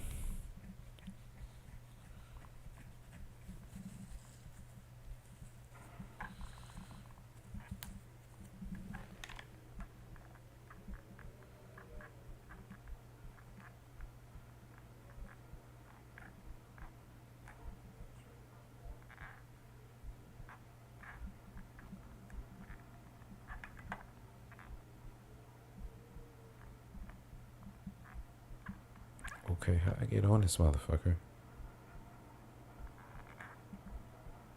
And I hope I don't have to fight them coming back, cause shit.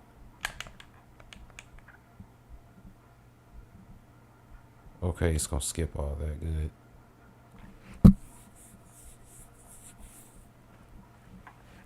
So I ain't gonna lie, that was annoying.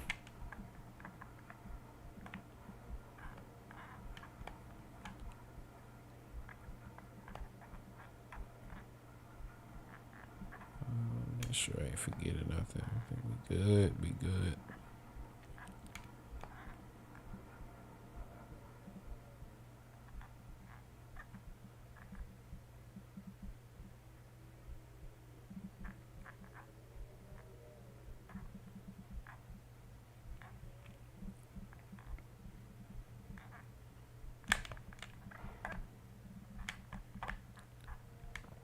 I don't want to leave no items behind.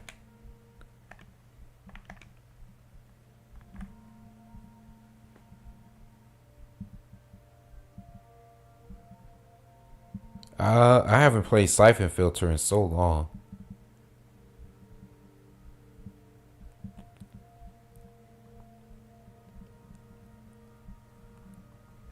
Yeah, I couldn't even tell you to apply a Siphon Filter. I haven't played that game in so long.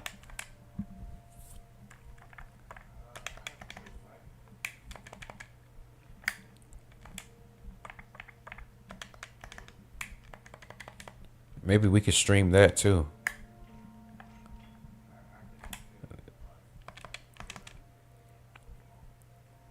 I can't remember if Siphon Filter was single player or I mean not single, like were you a single campaign mode, or did you have like other allies?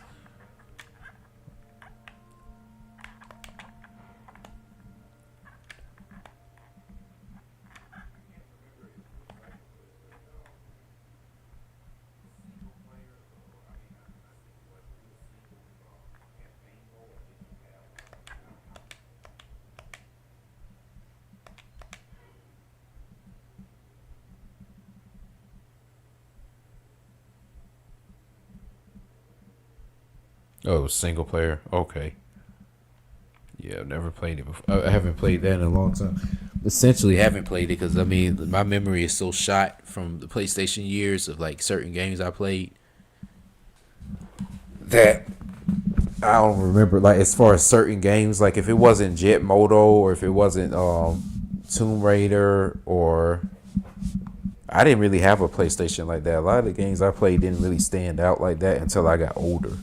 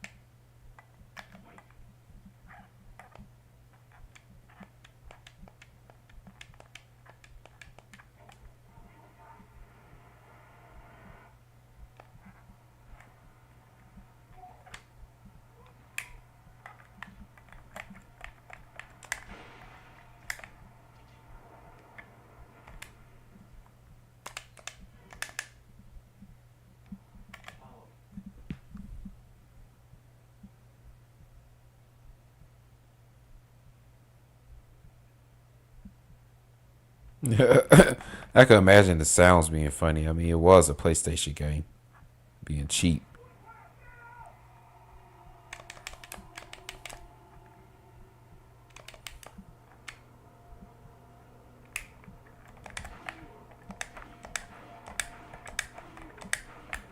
Damn, it's a lot of them.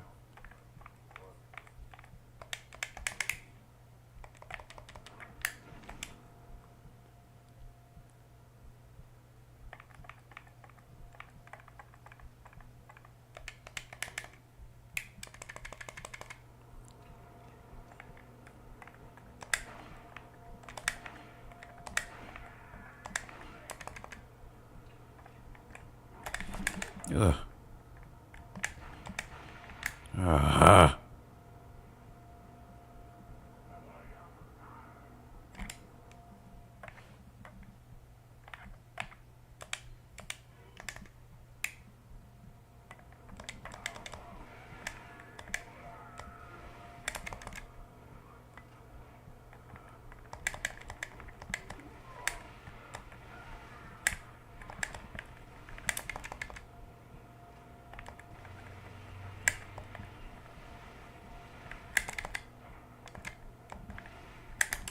Shit.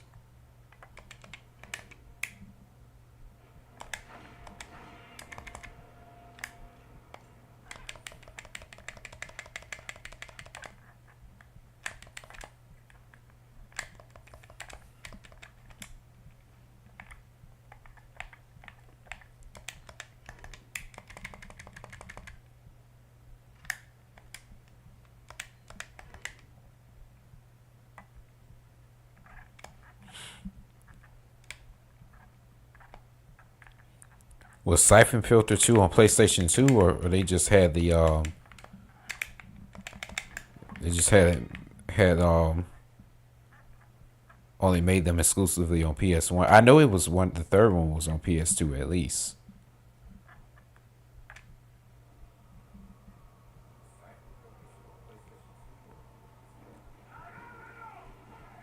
I remember in the commercial, this scene right here was in the commercial back in the day.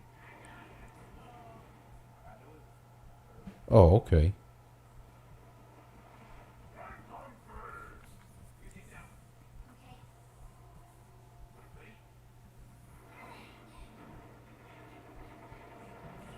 Well, by Village people until chapter 4.6 or some shit like that.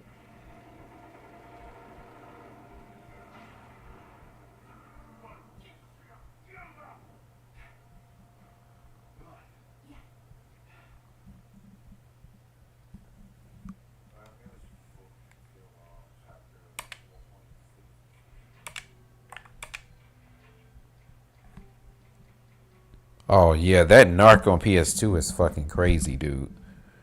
Like I said, well, it's kind of hard to understand because they tried to make it like real detective like, but it's really meant to be like Bad Boys Miami Takedown. But they tried to make it like it's something better, basically.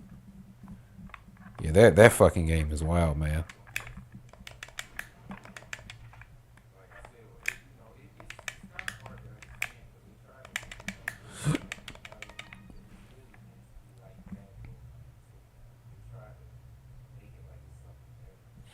Yeah, we in the castle now.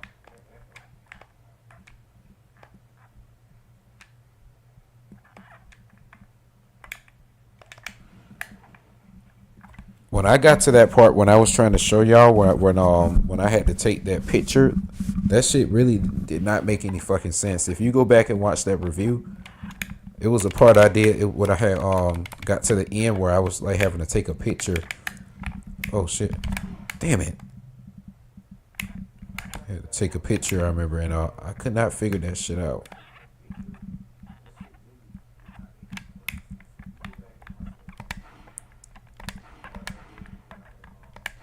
Damn it! Back here.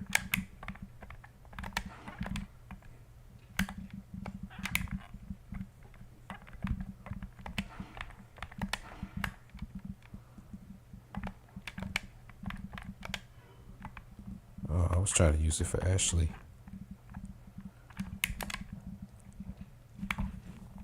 But yeah, it was a part you had to take a picture of like some drug dealers like talking and shit. And yeah, man, part was a pain in the ass. I couldn't. I was literally right there in the spot to take the picture, and it just would not like allow me to move forward. So I got stuck at that part.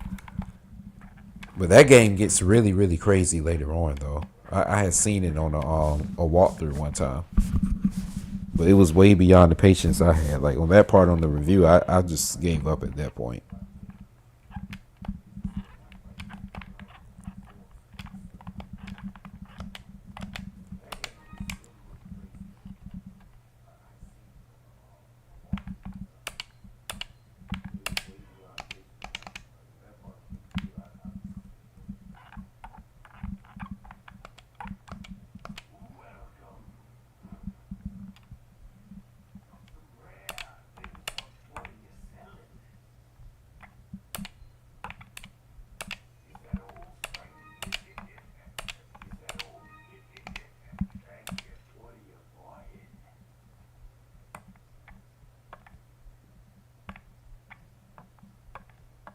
Oh, the broken butterfly. I remember this guy. Oh, the riot. Oh yeah. Oh yeah. Oh, and we got the semi-automatic rifle. I kind of need that. The mine thrower. Oh yeah. Yeah, we gonna need all these guns.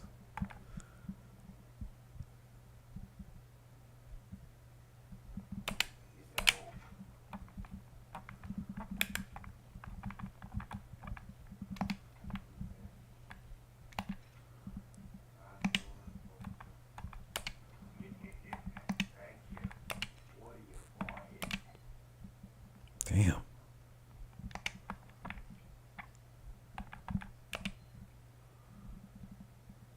I think I might have to sell that shotgun and definitely that rifle.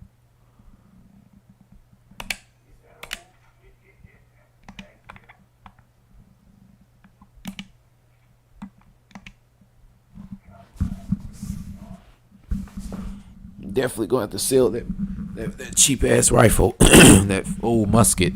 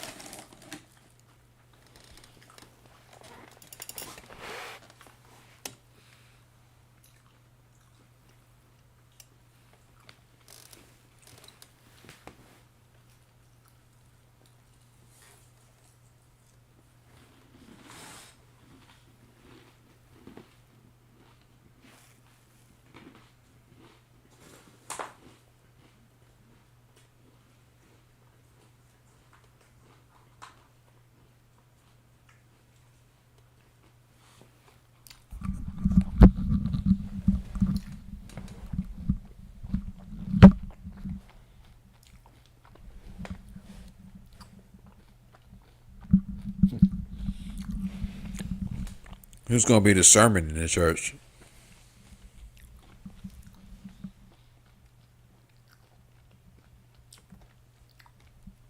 It would be.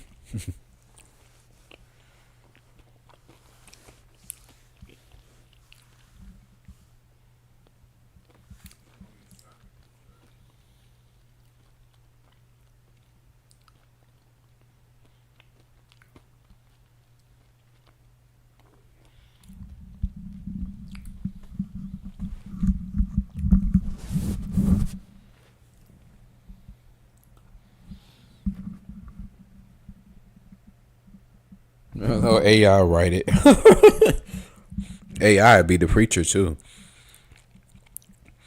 Maybe we could reincarnate one of the popes and have him be a damn preacher.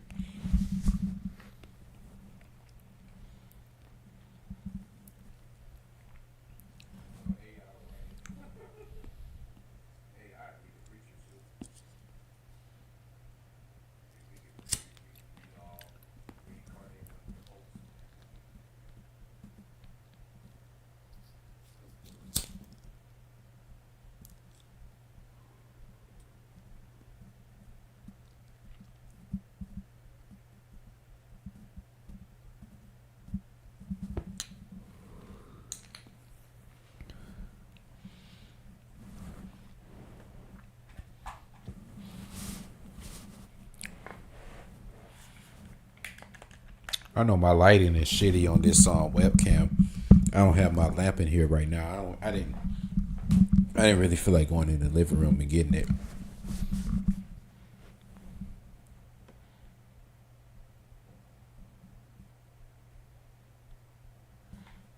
Yes, it's supposed to be warmer tomorrow. Thank God.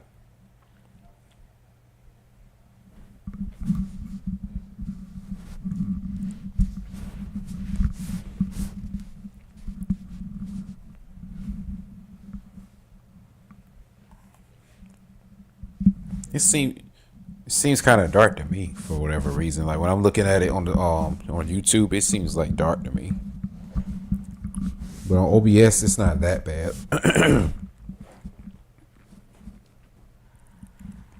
uh,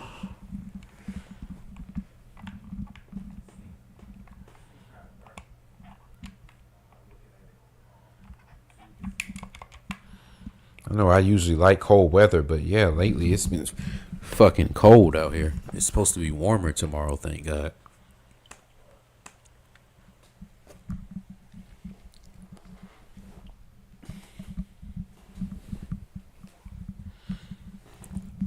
So sucks about being a human. I swear, it's like when it be cold, it's like you can't wait for it to get warm and hot again. And when it's hot, you cannot wait for it to get cold again. But not cold like this though. Like when it's raining and damn dark and damp and bones shivering and stuff. Like I don't like that shit.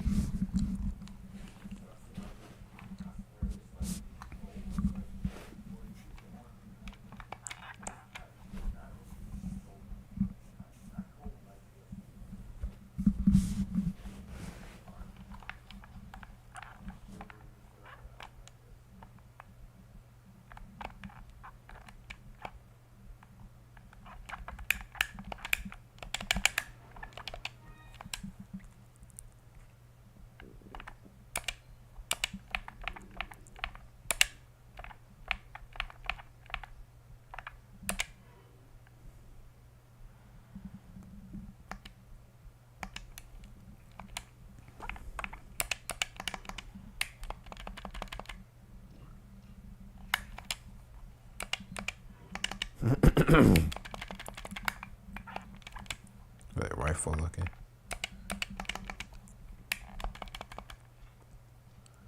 I'm probably gonna sell this shit. I need to get a little bit more money.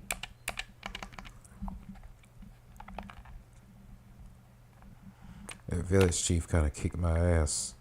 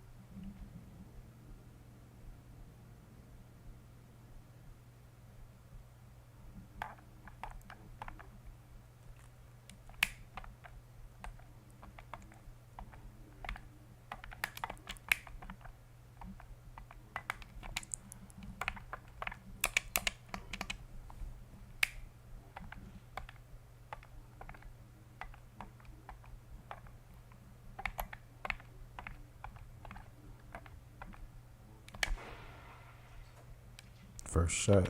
Drew first blood.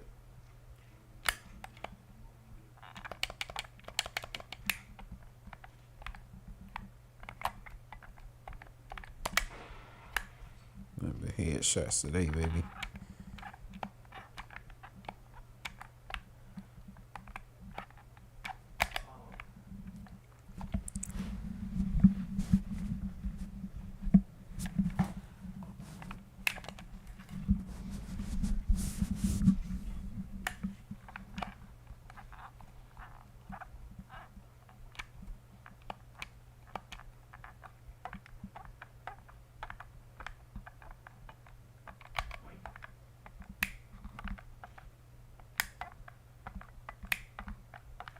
I remember they was launching those cannons and shit. I hate this part.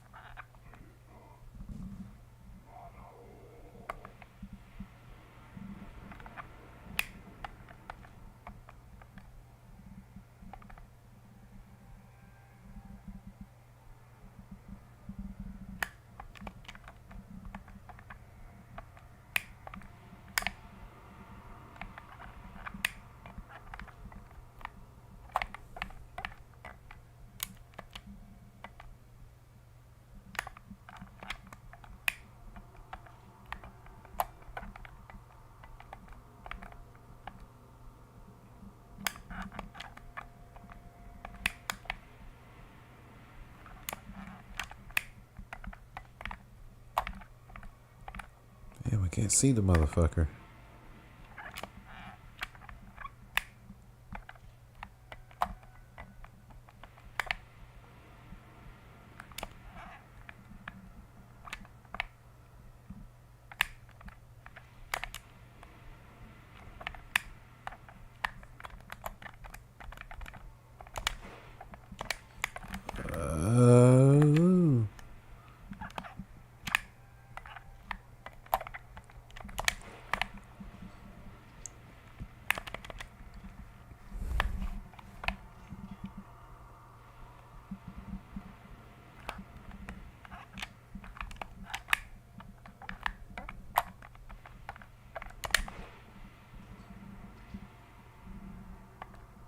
Please tell me I hit him.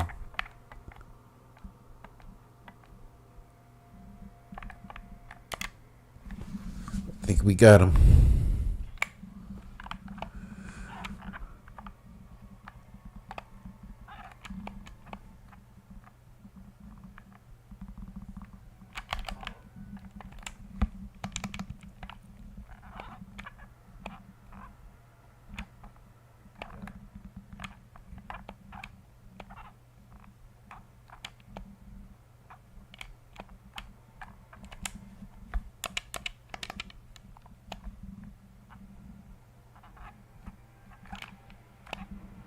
Oh, fuck, man.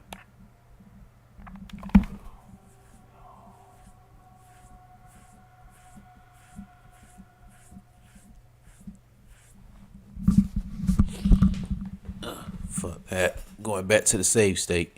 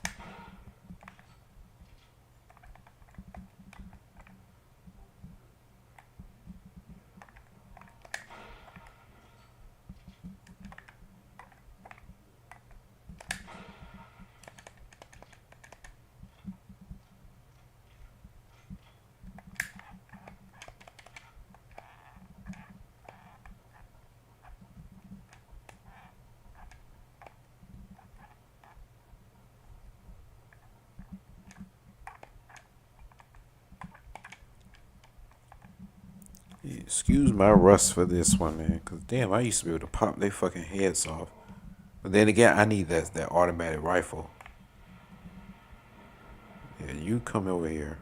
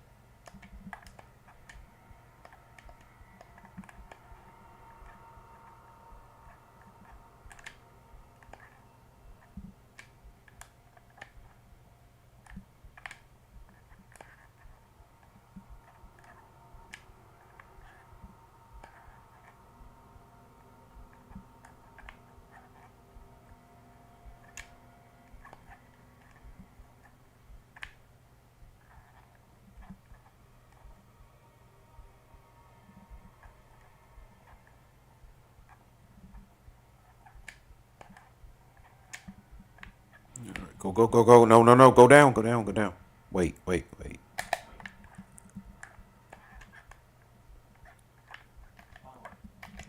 Right here.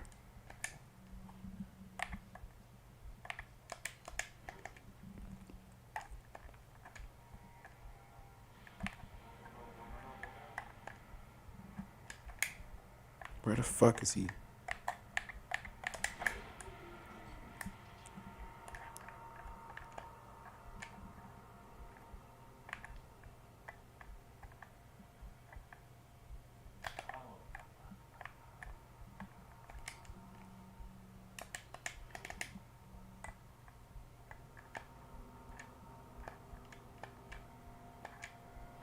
Shit. Damn it, man.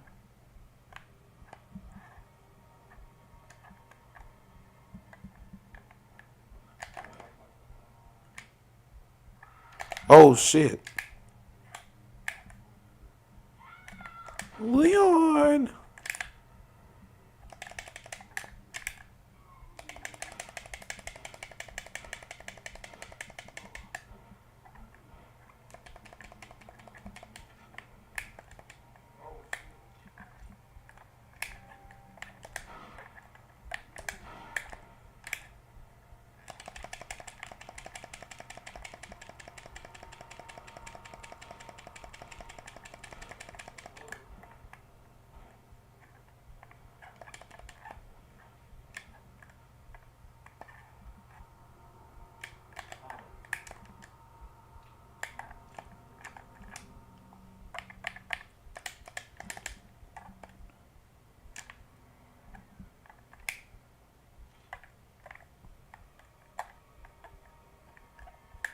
All right, now where are they firing from?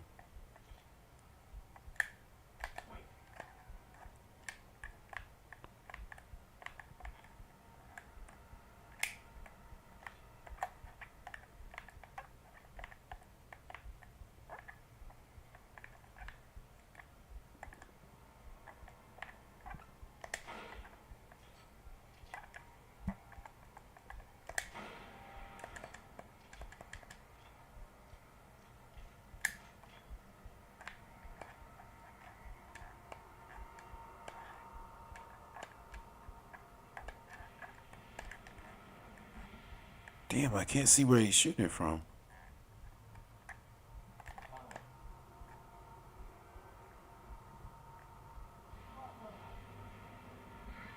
God damn. No,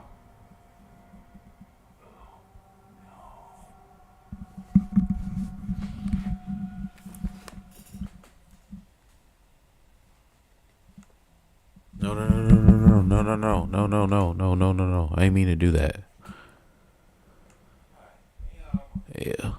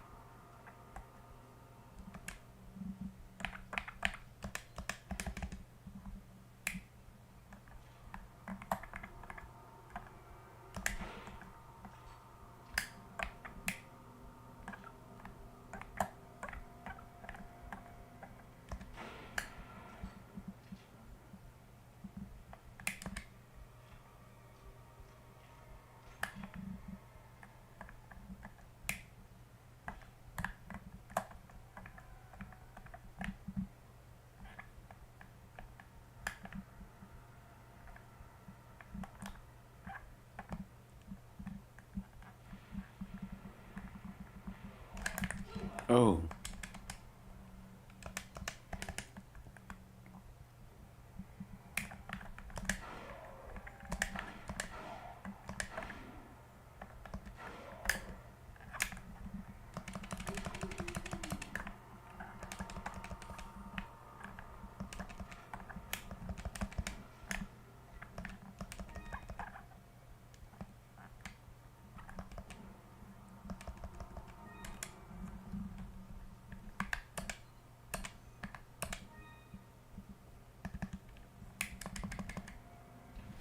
What's up, man? I'm glad you home. Finally can unwind. I mean, damn, that's been a long fucking day.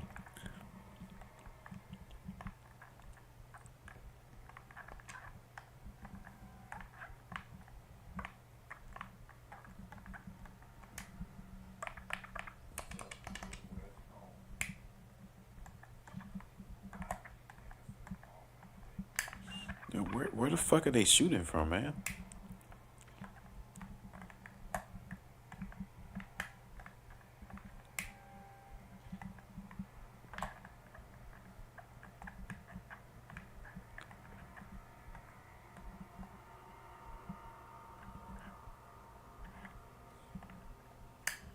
Yeah.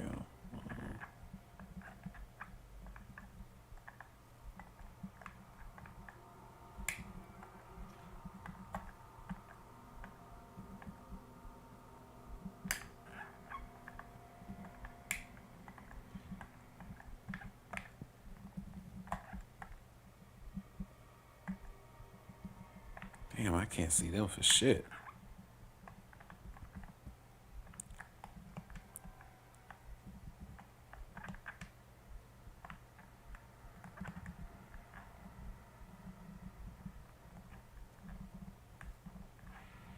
Go, go, go, go, go, go, go, go.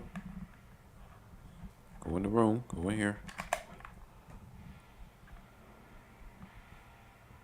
Shit. Otherwise.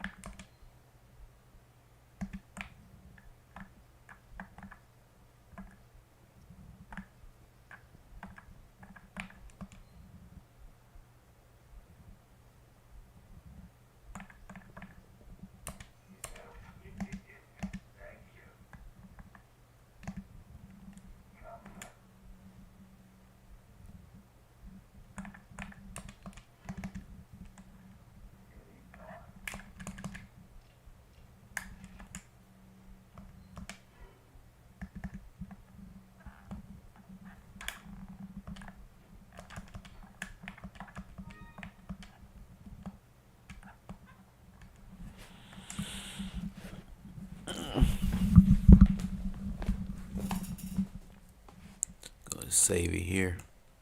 I'm gonna try to plow through this as much as I can today. I'm actually enjoying this game. I know I ain't saying too much. You know, when I ain't, y'all know when I ain't really talking like that, I'm actually enjoying the game.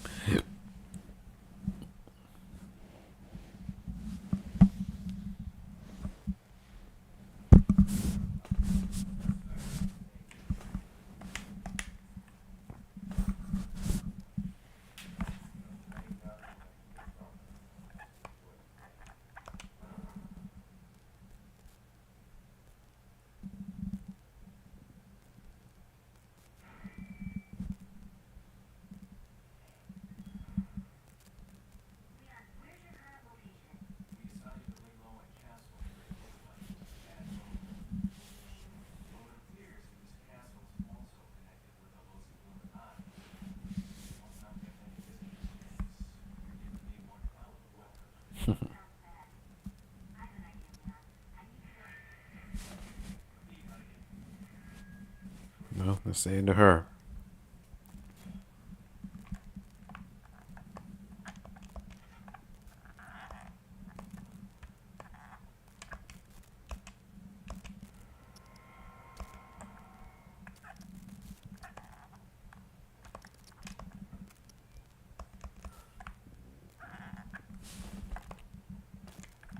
Is your end of the script, Hunnigan.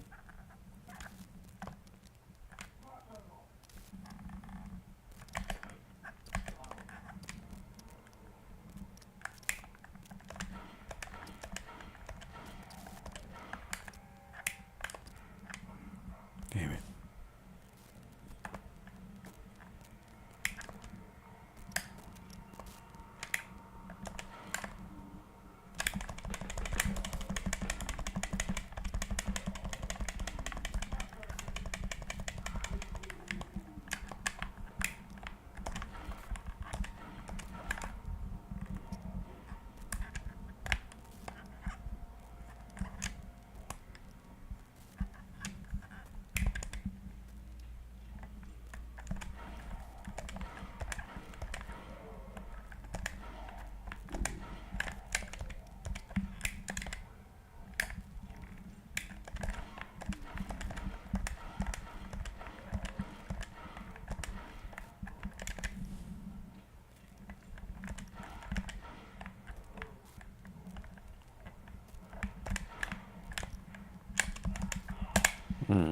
I learned a new move, Leon.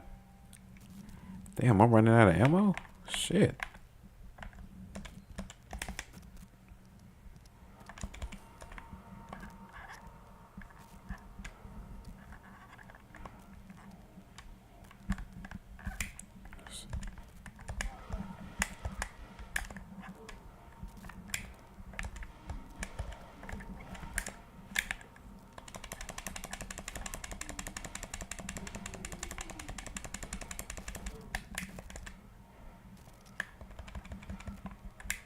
Quagmire and Quavo. That's all I keep hearing them say.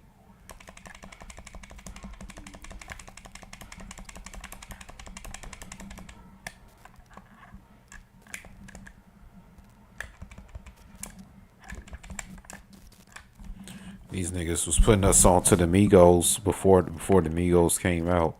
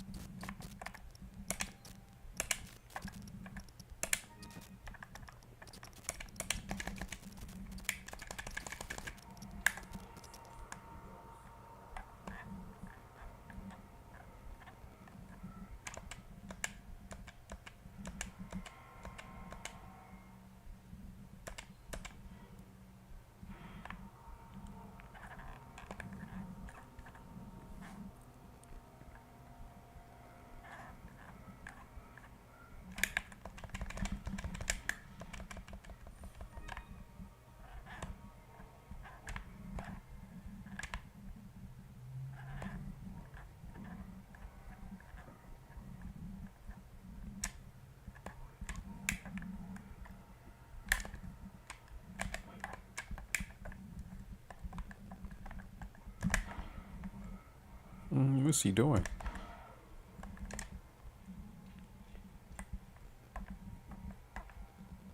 Y'all see this? Is this a glitch?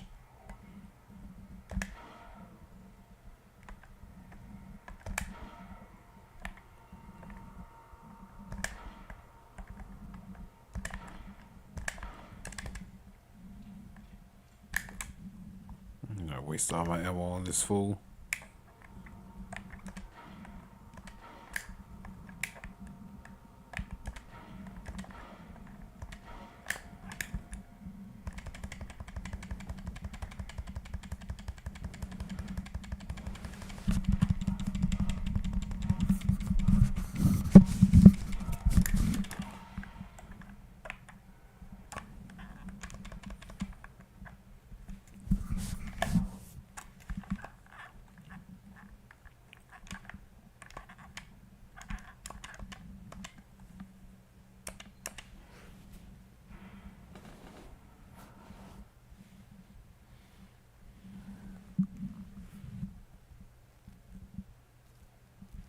I know. Yeah, I would go in on some of the female white YouTubers I've seen on here, especially the ones in the in that doom and gloom category. It's astounding what I've seen from them, to be honest.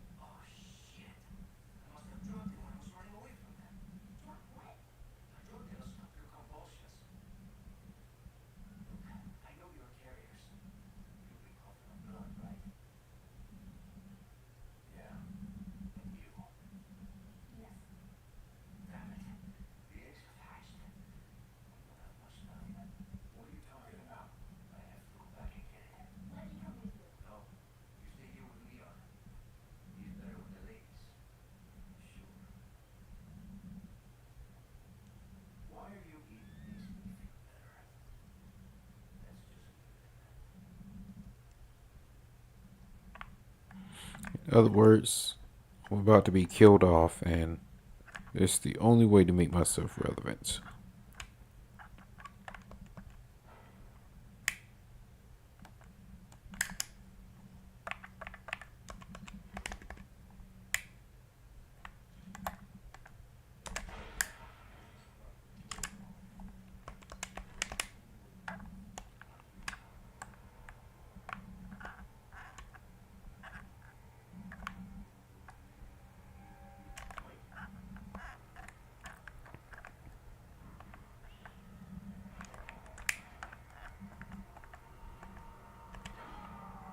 Oop.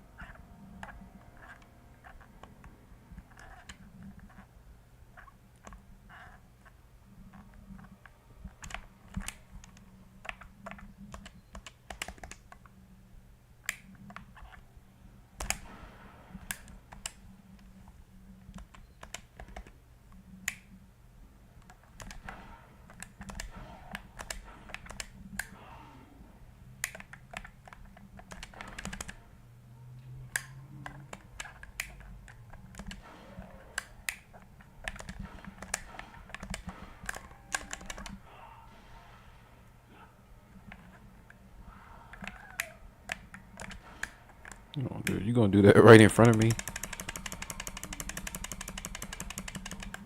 I mean, she was that easy to just scoop up like that.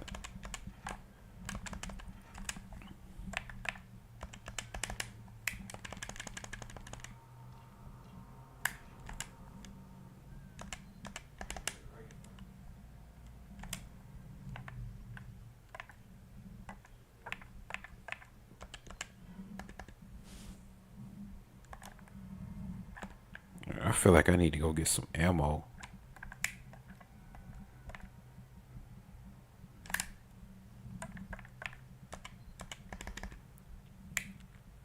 Every shot counts with this rifle.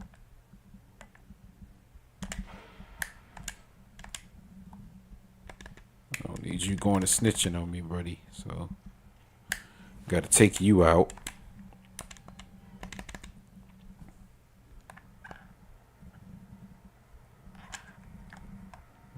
Came in from there.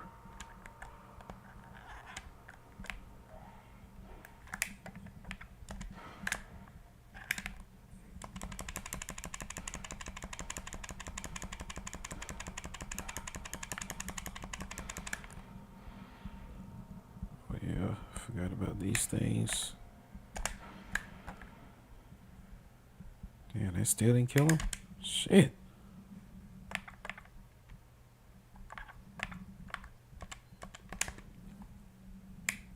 These were one-hit kills, I remember.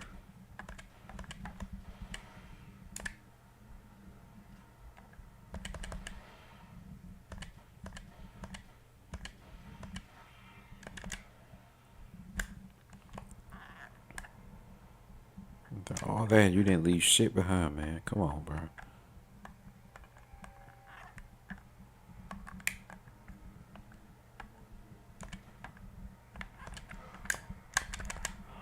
Oh, caught him.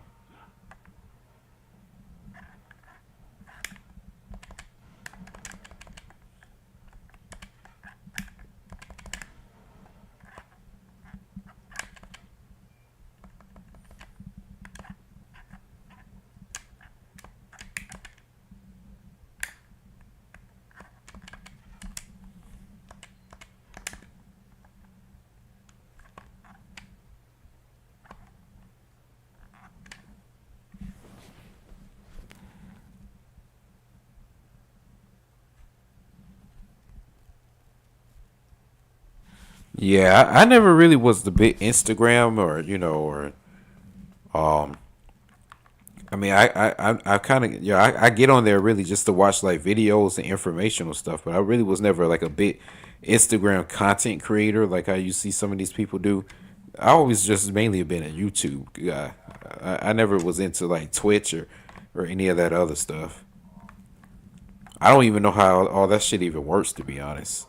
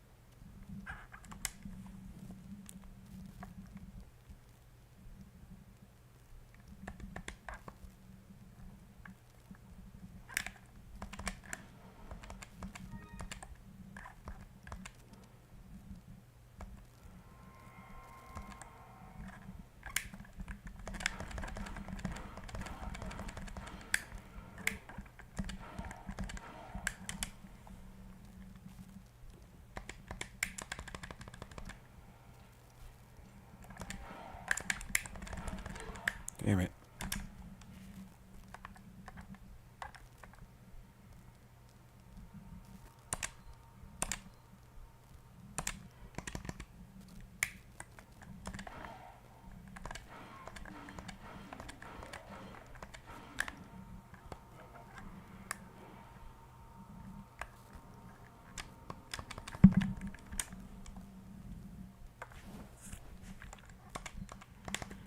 Guess I gotta get Mr. Do Right for y'all, cause I don't seem to want to do right.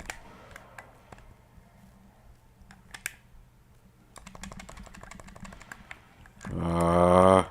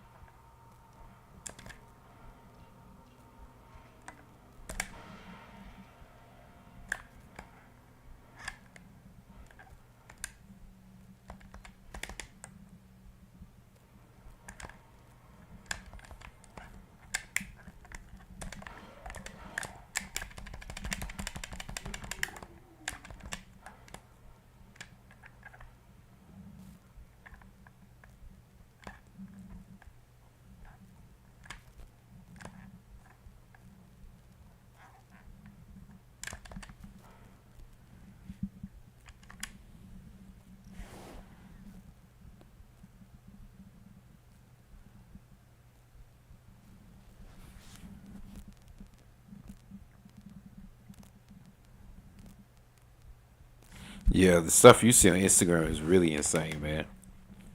Talking about like just high levels of doing anything to try to get attention from both men and women. But I have seen very informational stuff on there, especially like the people who go to like other countries and stuff like that and have those like overseas experiences and talk about like how it is in other countries compared to here. I like watching those videos because it gives you an idea of what's outside of this crap here in America.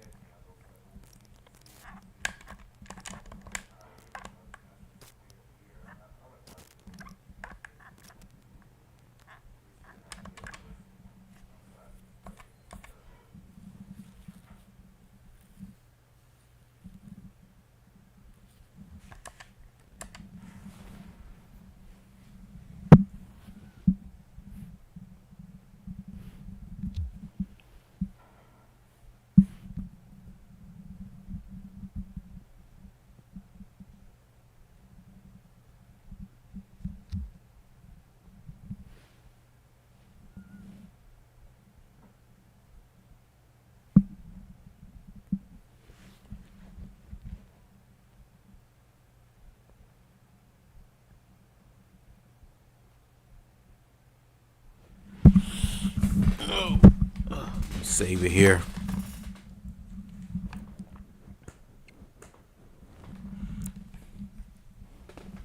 Think I'm gonna try to plow through it a little bit longer till about a little after 11, and we might call it a night then. And what's today? Tuesday. I'll try to get back on at least by Friday for sure. For sure. Hopefully, no bullshit happens between now and then that'll hinder me from doing it. No, y'all know how life goes.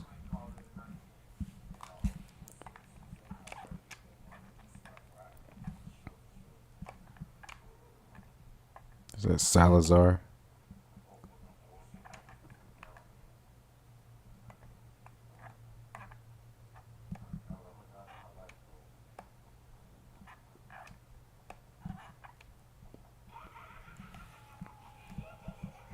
Man, I remember he was such a pain in the ass.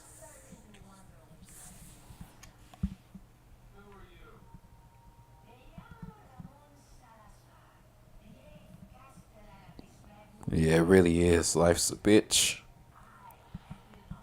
But I could be life could be a bitch, but I could be an asshole.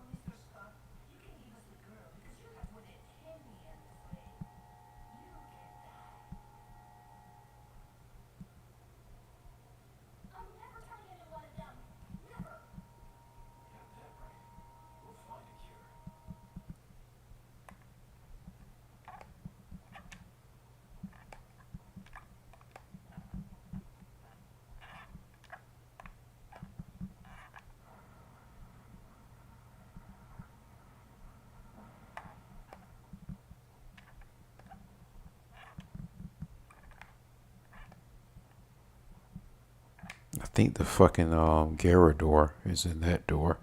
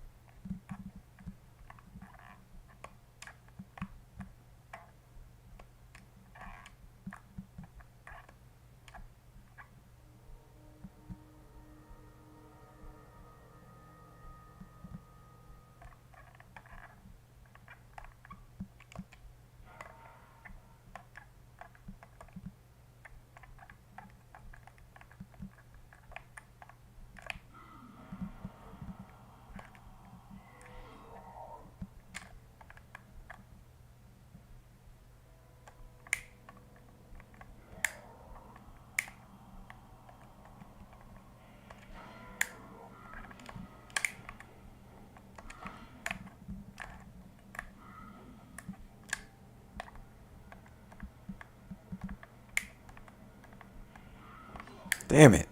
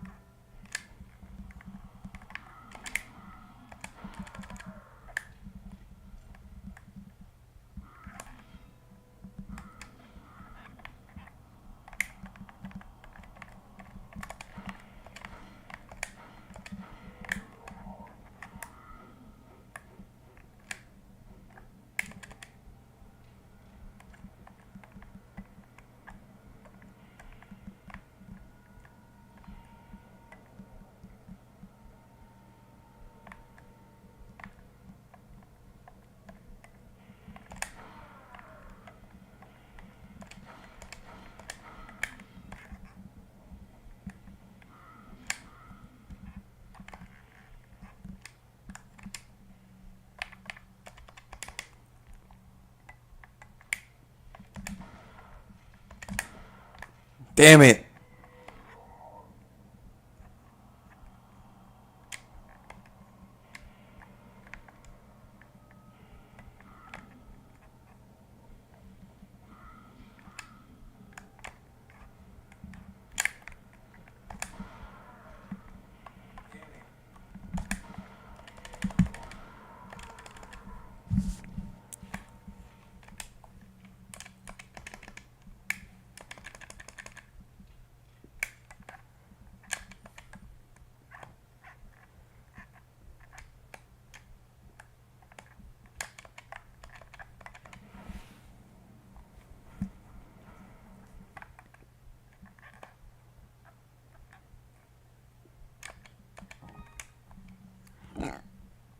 It's a good thing I survived that not using too much ammo.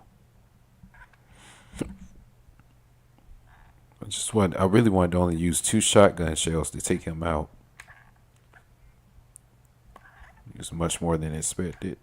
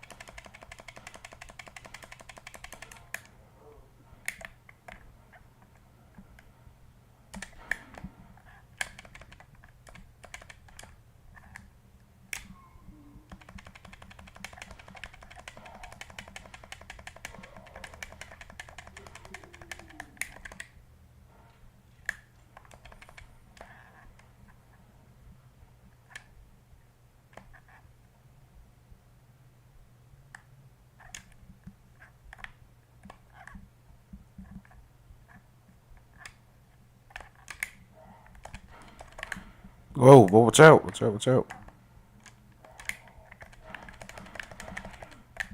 Watch out. Ashley, damn. Fuck. Fuck. I should have made her ass wait.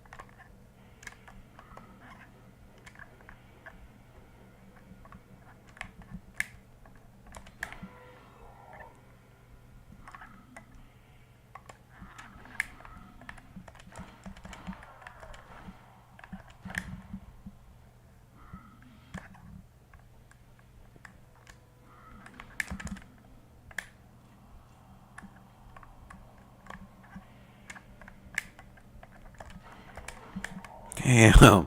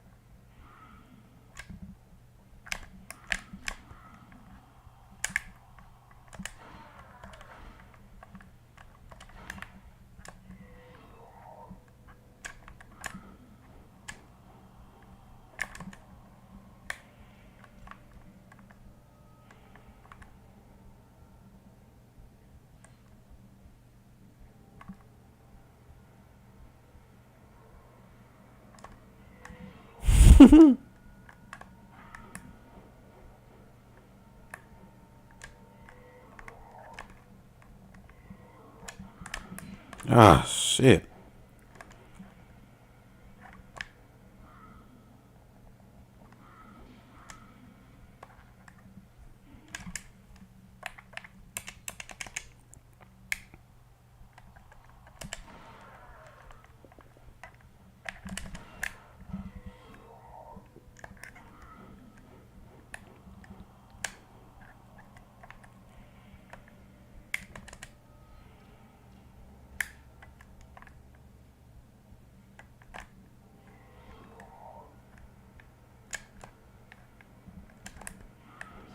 Ooh, god damn. It's an idiot, but he got me that time. Yeah, I think I'm gonna call it a night here, y'all. It was a good stream. Um, shit, I'll probably see if I can beat him off camera, but I'll get a little rusty right now. But yeah, but like I said, I'll try to get on later on this week, hopefully by Friday at least. And y'all just stay tuned on the post, and we'll continue this journey on. But yeah, everybody stay tuned. Hope y'all stay safe and peace out.